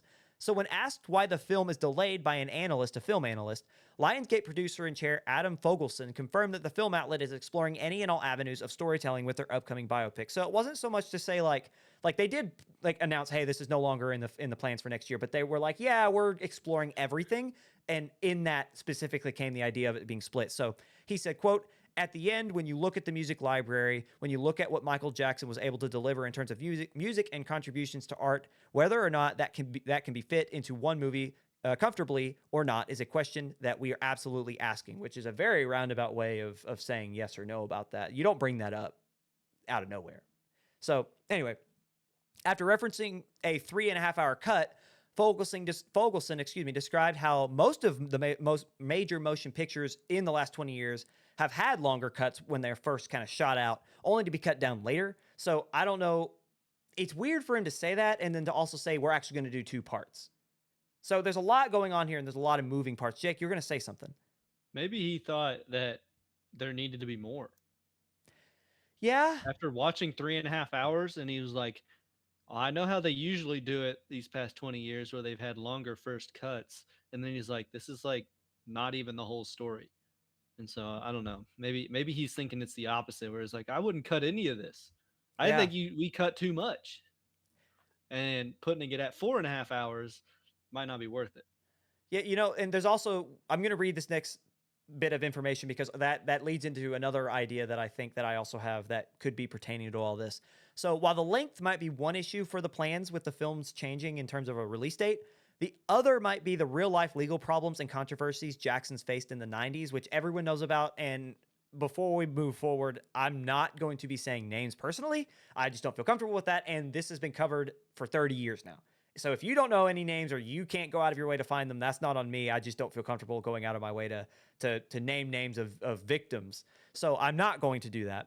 So With that being said, there were allegations of child abuse and molestation from certain parties in the 90s against Jackson, which did lead to a trial in which Jackson's legal team, they decided to just pay out and get out of the trial. What is that called?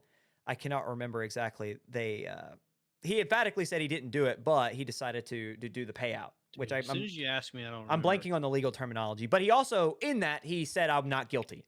But he just decided it was not worth the battle or the legal issues. So with that in mind, Settlement.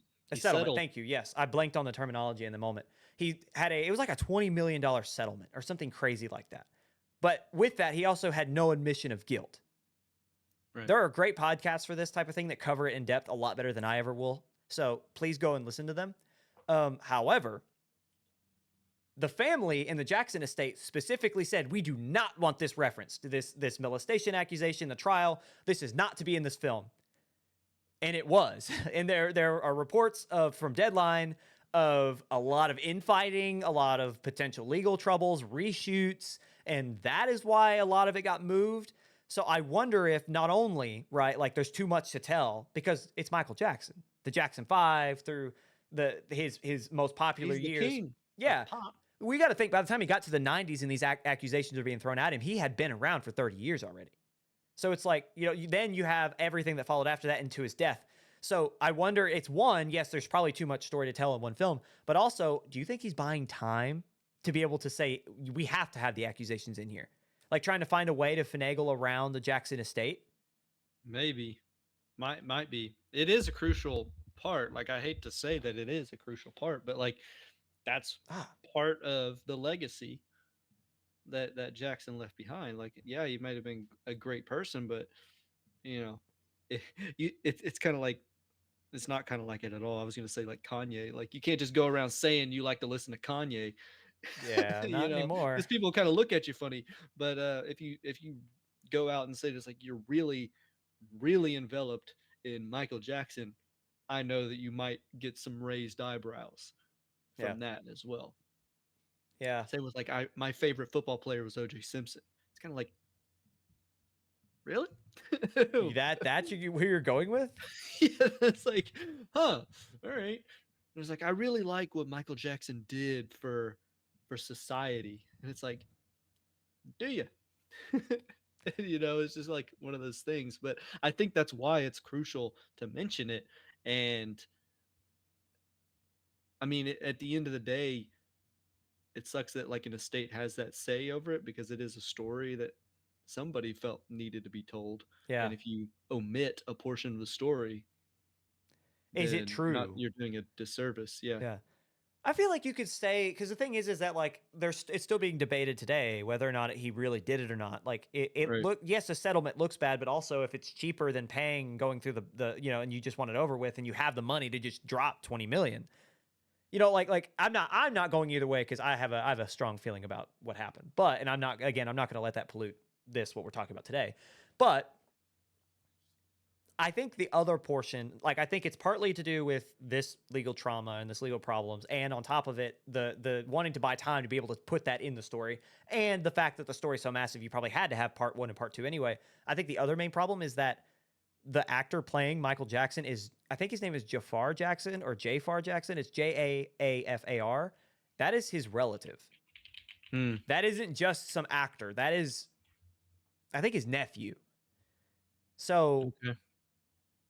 that could be the other reason too, is that you've got, like, it's not Oh. just, huh? Sorry, I'm no, you're good. still looking for him. Jafar Jackson. Yeah. Yeah. It's not just that they have it's Michael Jackson and it's the Jackson His estate. Nephew. It's also that you have his literal nephew playing him. Right. That's hard. That's a tough place to be. Man. And this is one of his first. Yeah. Yeah, first films. Oh, fun stuff. I don't know. I think there's a realm in which you can mention it and not be biased towards it. Like, if it's a biopic, they did it for Queen. I mean, what's his name? Freddie Mercury. But the thing is Freddie had controversies as well, and they somewhat mentioned, but they never. most dive. was it what were those? I don't because like wasn't the I mean I felt like the I haven't seen Bohemian Rhapsody. So I had thought that the idea was that the guy like because he was gay in the 70s and 80s was like his big thing. Also he like in the epidemic, There, I that don't know if it scare. was adultery or there was a level of problems with Yeah. that. I think he was married to that woman that who was the love of his life, and they both claimed that it was just he was gay, and it didn't work out. But I think there was adultery involved, and so that didn't help that image. But like it Mm. wasn't, they played it well, like the way they told the story. I think that's what it was. I don't remember.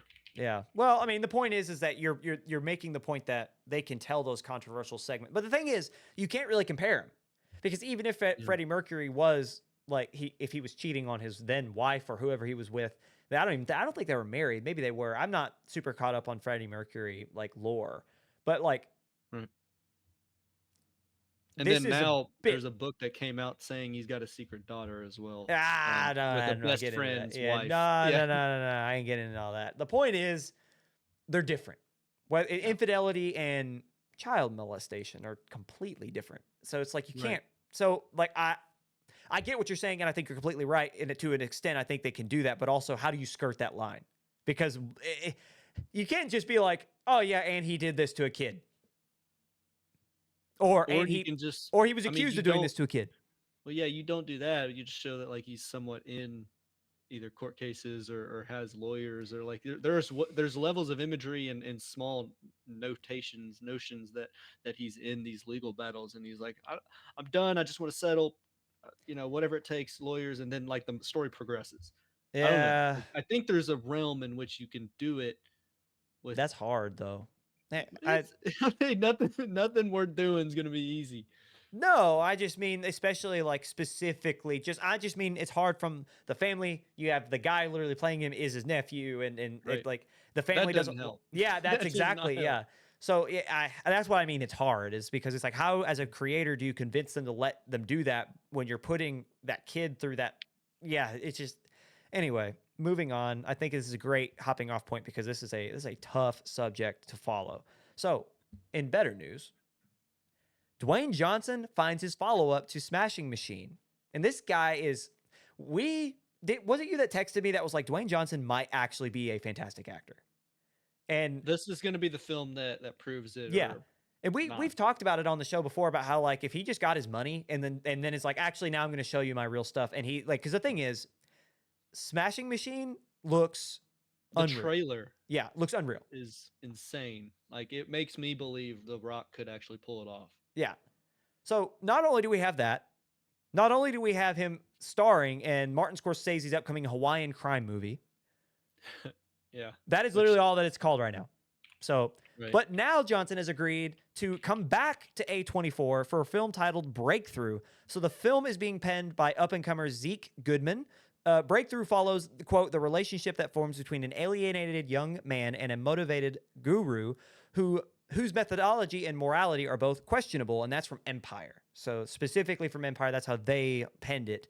The Rock will play the guru with the search for the lead and director currently underway. So we have like he hopped into this early. Yeah, and I've seen some comments under posts that are talking about this, and they're like, "Oh, so he's just gonna be playing himself," which I feel like those comments don't also know about the Smashing Machine because otherwise they probably would have mentioned, "Oh, he's going back to playing himself." This doesn't do him. I feel like this doesn't do him justice. Like, because the thing is that yeah, okay, The Rock probably could play himself as a motivational speaker, but The Rock isn't like he's not a questionable guy. Like he's not like it's not like you hear in headlines about The Rock doing questionable things. He's just The Rock. He's cringy almost. So it's like, yeah, he could definitely, obviously, could play the motivational speaker, but also to have a methodology and morality questionable guru does not fit him. On top of him already playing, he's teaming up with Martin Scorsese, and this Safdie film that is the Smashing Machine is so outside of his realm. I feel like this is just in that line. I I don't. think I think the Smashing Machine is gonna be good. A24, I don't know. I don't know if it's gonna be good. It could be. A24 is also up in the air.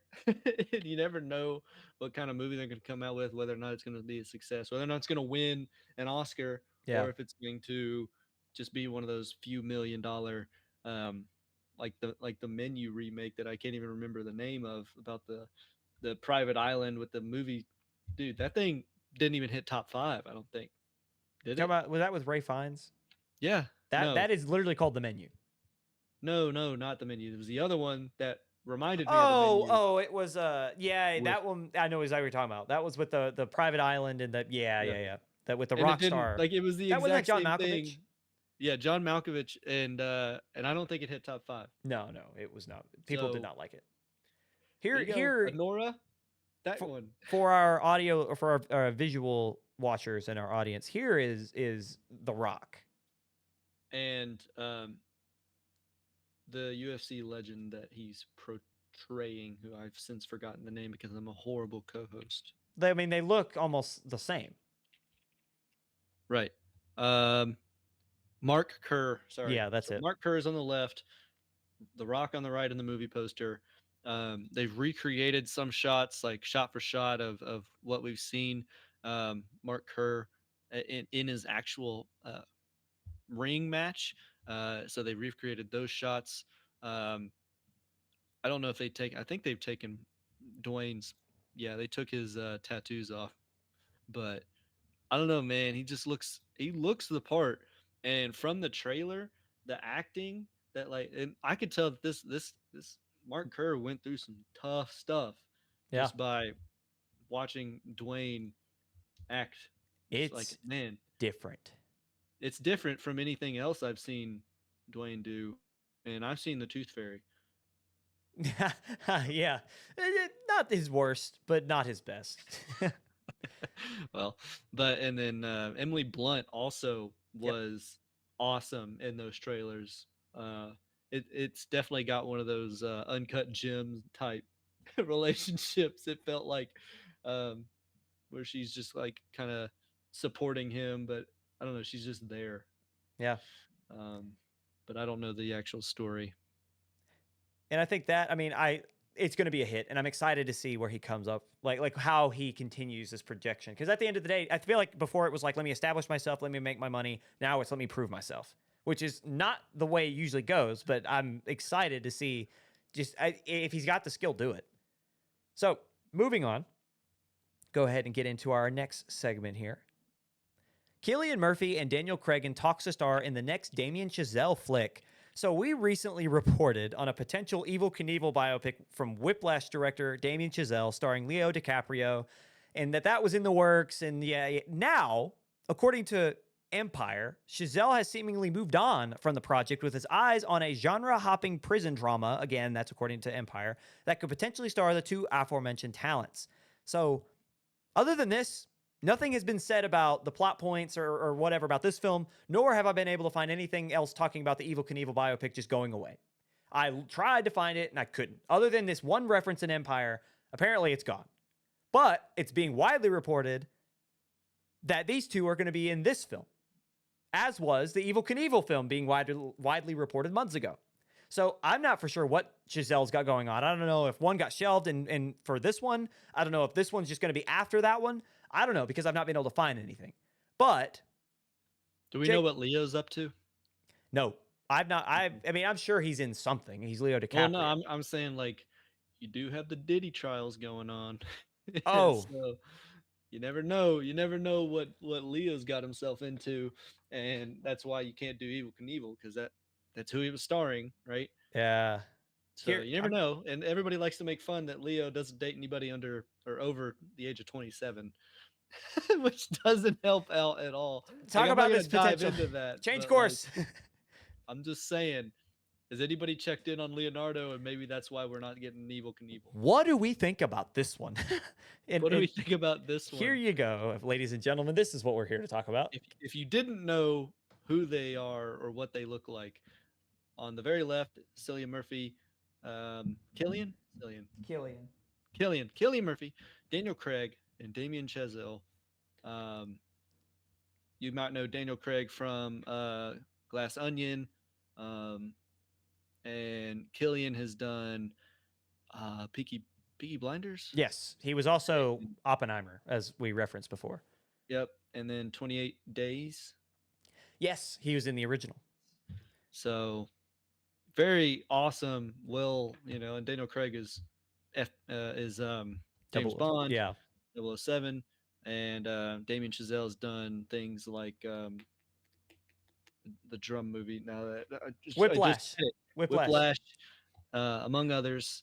Awesome, Yeah. awesome, raving reviews. Like, so I look forward to seeing it. I just want to know what the whole deal with Evil Knievel is, but I'm not going to go. This is also off of the last Damien Chazelle film, which was Babylon, which was very much so. It was a flop in theaters, but it was also like people loved it. So it's kind of like where do you kind of place him? He's wanting to. You want to have a kind of a launch pad to say, okay, look, like people like my films, but this last one wasn't the best, so we have to hit right. That's kind of where I feel like it is. Is like, okay, can you tell enough of a story with Evil Knievel, or is this upcoming whatever he called it, genre hopping prison drama?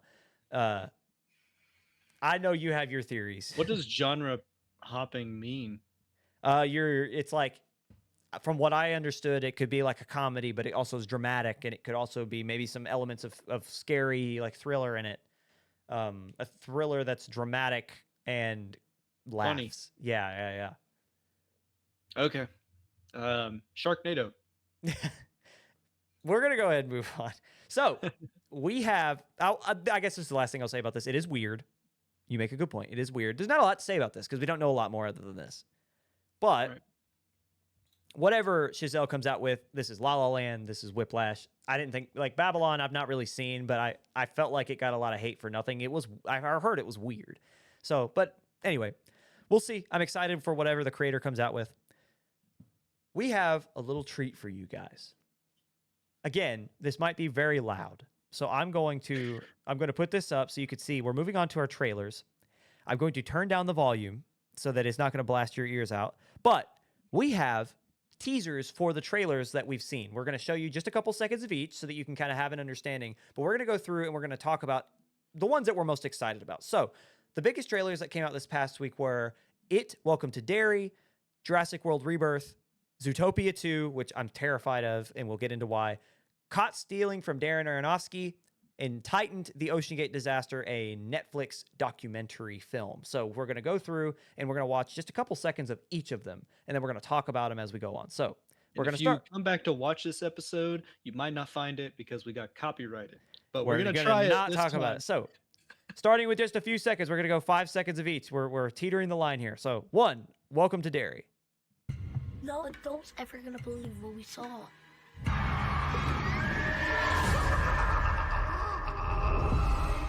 And that's where we'll stop. So we saw, please don't sue us, please. We saw going back, Pennywise, and we saw Skarsgård back in the suit. We saw the kids. This one was set 27 years before the first It film. So, and I think it goes back further than that too.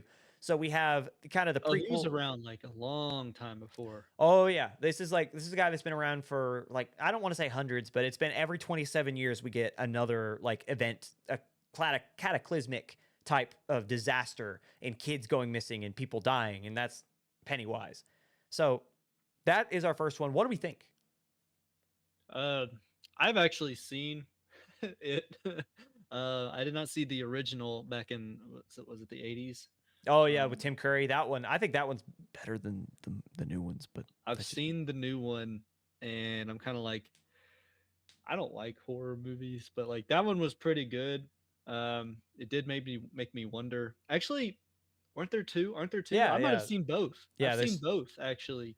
I've seen the first one, and then they're older in the second one, so I have seen both, and it still was kind of like, just don't be scared.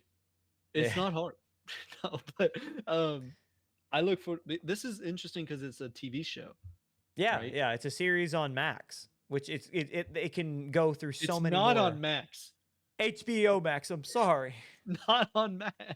It said HBO Max this summer, or Max becomes HBO Max this summer. All the same in my mind. I think this is going to be talked about. I think as many TV shows that are like popular in what uh,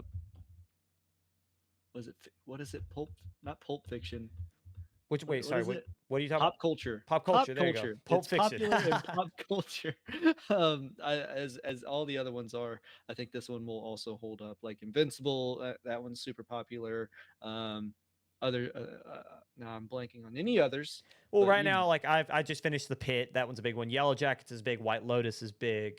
yeah, Just Black recently, Mirror. Black Mirror just had a new season. I don't know if Daredevil was up there, but I know that one was. Yeah, earlier this year. Yeah, it'll But be yeah, there. these TV shows, like they're big names. I think this one's gonna be one of them. Everybody's gonna really watch it because I remember the first movie anyway, was big talk. Everybody was talking about it. Yeah. So that's what I have to say about that. I look forward to it. I probably might even watch it because I have HBO. Fancy. If Mm, we get Jake mm. watching a horror or anything, I'm excited to With hear my your eyes opinion. shut. Yeah. Speaking of the horror genre, this next one I'm particularly excited for. We're gonna give you a little sneak peek of Zootopia. no Jurassic World It's Rebirth. We're gonna talk you're about scared. yeah. We'll get to Zootopia. I know you're excited, Jake. But here is a 5-second quick peek at what I thought was pretty interesting from the latest trailer.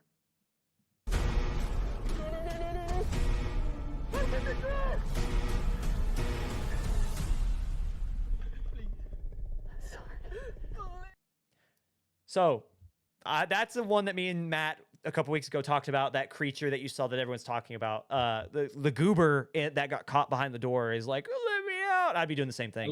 I wish you could have gotten the actual monster because I didn't cut it properly. I actually pulled these and cut them, and I wish I had actually gotten it in the first 15 seconds. There It's is scary. a dinosaur shown, Yeah. and he looks like a beluga whale. He's got a big old forehead. Yeah, you I got. thought you were talking about the dinosaur was the goober because I was about to agree with you that that thing does look like a goober. He is a goober, but he's Got terrifying. like a chrome dome. Dude, it's crazy. Like it's a T-Rex, but like imagine a hardened beluga forehead on the top of him. I will say I'm actually gonna open this up, screenshot it, and then give it to Ryan to show you guys. it got my heart pumping, but I will tell you, it did make me laugh a little bit because like in the trailer or like the guy who's like begging, like, please, for those our audio listeners, he just gets calmly picked up. He doesn't like get like snatched. In the trailer, Right. the thing just slightly wraps his hands around him and just slowly picks him up, and he's like, oh, and like so. I would be doing the same thing, but it is kind of silly looking. So it actually kind of reminds me of the Cloverfield monster. He's I yeah, wrong? yeah. You see that forehead? He's shiny. So there you go, guys. If you're watching, we try to give you visuals on both Spotify and YouTube. So if you're not driving, look at your phone. You'll see us. There you go. There's a dinosaur. Have fun with that. Yeah. I will say this because we have to get going. I'm excited. It got my blood pumping. I like everything about the story. I think it's unique. I think it's back to Jurassic Park, but it's also like it still keeps the scary aspects like, and it's ramping them up. I love the new dinosaurs. I think that thing is terrifying. I think his dome does look kind of goofy, but like There's got to be a reason for it. yeah, right. So like They're gonna be like, oh, he has sonar. Or brother can something. hear everything. Yeah, it's like Yeah, you I mean, breathe. he has Wi-Fi. Yeah, he is so just knowledgeable about everything. He's connected to the internet. He knows Skibidi Toilet. That's what he knows. That's why he's so angry. Yeah. Anyway, all right. Our third little teaser here is the couple seconds from begrudgingly Zootopia 2.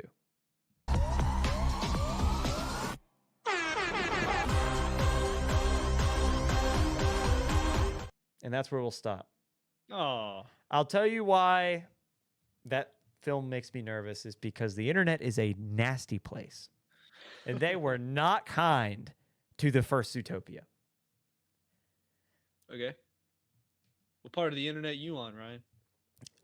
What part of the internet are you not on, Jake? Tell me you didn't see this, because I know for a I have fact no you idea did. what you're talking The about. fact that you are as chronically online as you are, you know exactly. Look at that face. You're lying to me right now. I know for a Dude, fact I you know don't what I'm know. talking about. I don't know what you're talking about. People objectified Judy Hopps terribly, and Really? it was gross. Yes. So People that you follow. no, not people that I follow. Stop this. And that is why I was scared to add it into this segment, because but you have to talk about it because it's gonna be a major I enjoyed success. Zootopia outside of everything that Ryan subscribes to. I thought it was a great movie and story.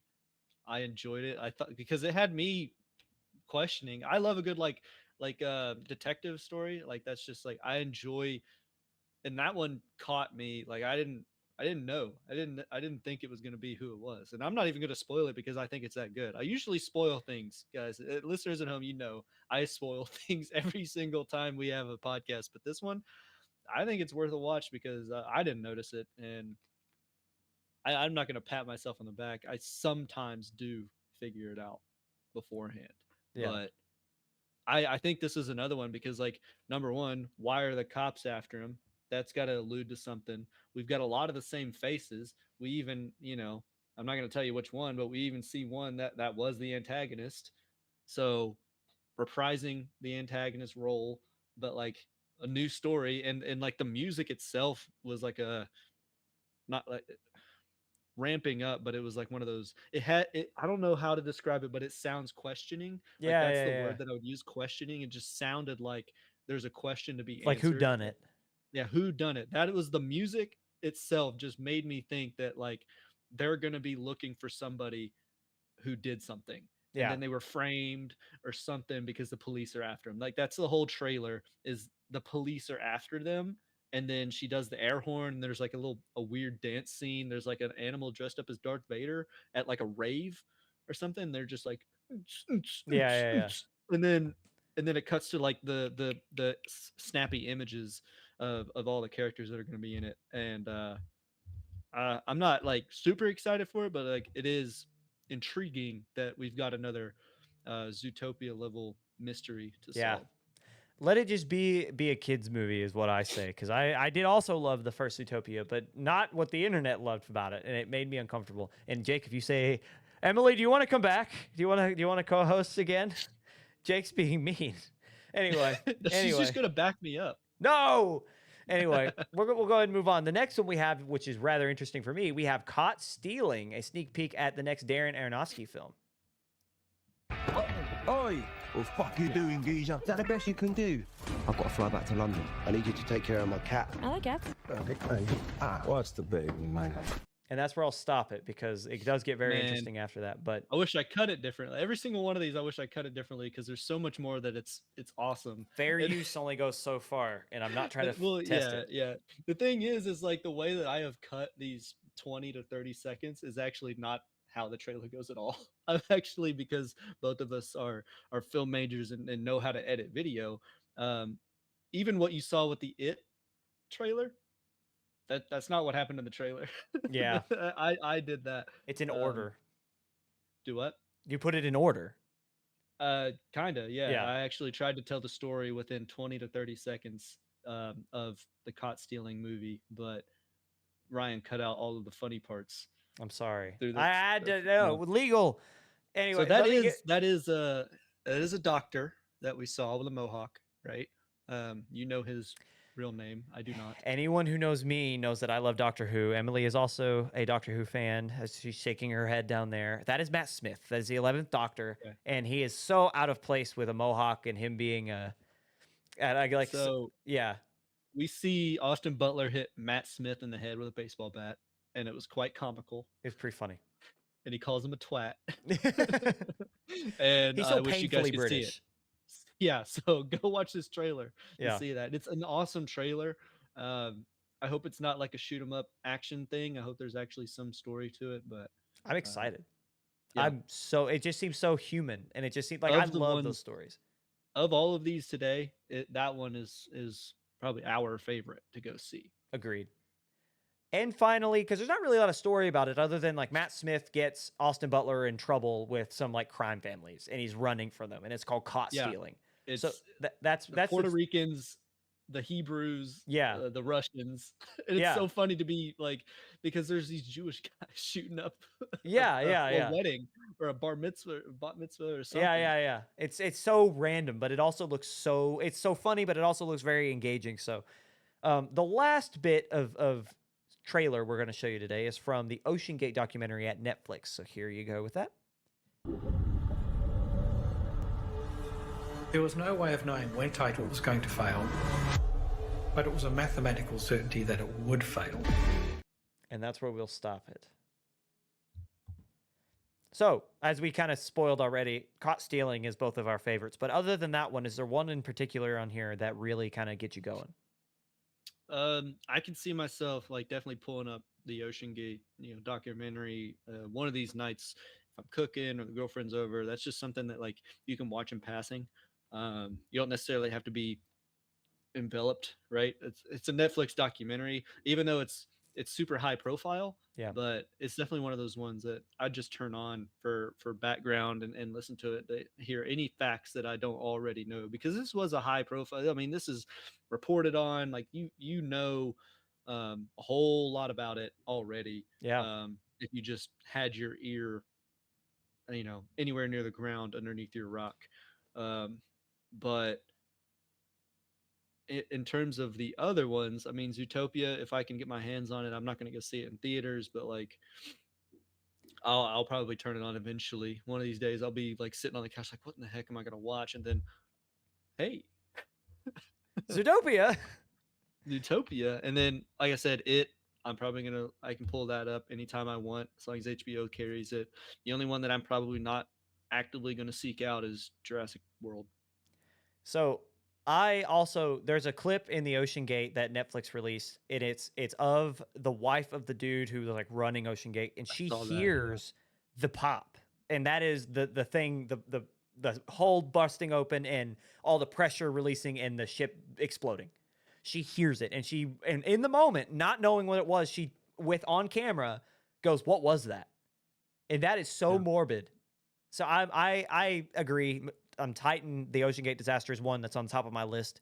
But also, I'm the exact opposite. Outside of Caught Stealing, Jurassic World Rebirth is right there. And I will tell you, there's a popcorn bucket, and it's of like a baby dinosaur in like what looks like gel. It's not gel. It doesn't move. But yeah, you guys know I like a good popcorn bucket. I'm trying to contact Jeff Bezos about my 007 popcorn bucket idea, which we'll see. Well, no, not that. Dude, I'm saying. But we'll see. We'll see what happens. Nope. Butter. But we'll go ahead, and this is our last segment of the show before we move on. We've had you here for a while now. We have some key details surrounding, as promised, we have updates about the 78th annual Cannes Film Festival over in France. The Palme d'Or, or the best filmmaker, goes to Iranian filmmaker Jafar Panahi for his feature film, It Was Just an Accident. So the film follows 5 characters who all seek revenge against a certain prosecutor who tortured them following their individual arrests. However, due to them each being blindfolded, none of them can be sure if they actually have the right prosecutor. So, the film is inspired directly by Panahi's own experience after he was convicted in Iran in 2010 for, quote, propaganda against the machine. So, this was all due to his activism within his films. Despite his arrest and legal obligation against filmmaking, the artist kept true to himself, sneaking out films on flash drives and hard drives while incarcerated, including films that made it to Cannes film festivals. So how is he filming? And I actually saw, I think it's with his phone. I actually saw like some of these clips from it, and because the guy's like he's not supposed to even have a device that can record, but they made an exception for a phone, and it happened to have a camera on it. And he made he made documentaries with that and sent it in, and it got shown around the world. He eventually got released, and a lot of what's happened here is it's vindication. I mean, it is everything this man has been fighting for. So I'm when I was reading this, and like I want to watch the film, I'm excited, and I could not be happier for this guy for everything he's been through. With this win, this is Neon Pictures' 6th straight Palme d'Or. That's craziness. Neon Pictures, it's growing. That was the film company that just last week signed Osgood Perkins, the creator of Long Legs and The Monkey. This is the same company that signed him to a long-term deal, distribution rights deal. They have had the rights to the last 6 Palme d'Or winners, which is a massive undertaking. So congrats to them, the indie outlet. I think they're American, but they do a lot of overseas stuff. So fantastic for them. Other details, despite winning last year's major award with Anora, which was again a Neon Pictures film, American films were blanked completely. Not one American film won an award this year, meaning films like Wes Anderson's The Phoenician Scheme, Ari Aster's Eddington, both missed out on awards, amongst others. They all missed out on anything. Anderson's film had a 7.5-minute standing ovation. Still didn't I'm win. excited. I Yeah. love Wes Anderson stuff. Yeah. This one's gonna be good because they're saying Michael Cera is like Perfect. untapped potential that Yeah. Wes Anderson hasn't even tapped yet. Why? And Why now? Why did he wait? Like, why did he wait? I mean, Michael. I don't know what Michael's schedule looks like. Brother, you think Michael Cera's busy? I don't mean to say that. He's doing super bad too. Okay, I disagree, but that's okay. Anyway, any other thoughts? I know, like, I could go through the winners, but we're already at 2 hours, and I don't want to hold our people any longer. Any thoughts about any of the winners that I have listed here? I have the link to that list up above. About anything I've said or anything you just want to tell people before we let them go. Why don't we bring Emily in? Yeah, she's a good one. To I pass actually this on thought to. about. So Emily, you comfortable to come back? Yeah, give the audience a. All right, she's Something to stepping look up at. here. I'm gonna go ahead. Okay, cool. There she is. As long as I don't bother you with my humming noises over here. So. I'm bothered. All right, I'll see you guys later. I'm joking. I am just personally shocked that you choose Zootopia over Jurassic stuff. I have, for everybody at home, I mean, you know that like Kung Fu Panda, like the original, all the like the animated Pixar's growing up, like I know a lot about those. Whereas Ryan's like, oh yeah, you remember that like one live action film? Or it's like, nope, I haven't seen it. But I have seen all the Kung Fu Panda movies, and I know exactly what happens in them. Wild to me. But you have fun with Zootopia. I will. Are there any of those Ryan's films? gonna have more fun. Are there Yeah. any of those films that we talked about above that we showed a sneak peek in the trailer that you're super excited for?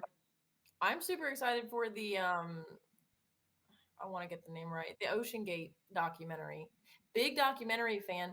Also largely disagree that the documentaries are just something you can have playing on in the background because you'll lose the whole story. Because they I know set the up, story. like, It all blew like up. okay. It imploded. It didn't blow up. It went inward. It imploded. Yeah. But anyways, that's something I'm very much looking forward to. That and the Jurassic World Rebirth. The other ones, sorry, I love Matt Smith. I probably won't be that interested in. That's okay. You I know. think I'm Go ahead. excited. So Not even to get hit by a baseball bat in the head. you twat. Anyway, Yep. any final words for our people at home? From anybody? I have none. And the blank stares tell me it's time for us to go home. So thank you guys tired, so Ryan. much. Let me go Thank you home. guys so much for being here from the bottom of my heart. I thank these two lovely, lovely people for making this happen. I could not do it without either one of them. I'm excited for Emily to get rolling because the things that I wish you guys could see what we're talking about and what we're working on, because Emily she's a professional to the extreme and she's got a lot of really good ideas. And Jake, without him, this doesn't exist. So he is the engine that keeps us humming, man. So I thank both of you guys. I thank you guys at home. Again, as always, I'm a sap and I will always be super thankful. But sticking around 2 hours is crazy to me. So we'll see you guys next week with another exciting edition. And if there's anything you want us to specifically talk about, comment, reach out to one of us, and we will happily throw it in. All right, we'll see you guys later.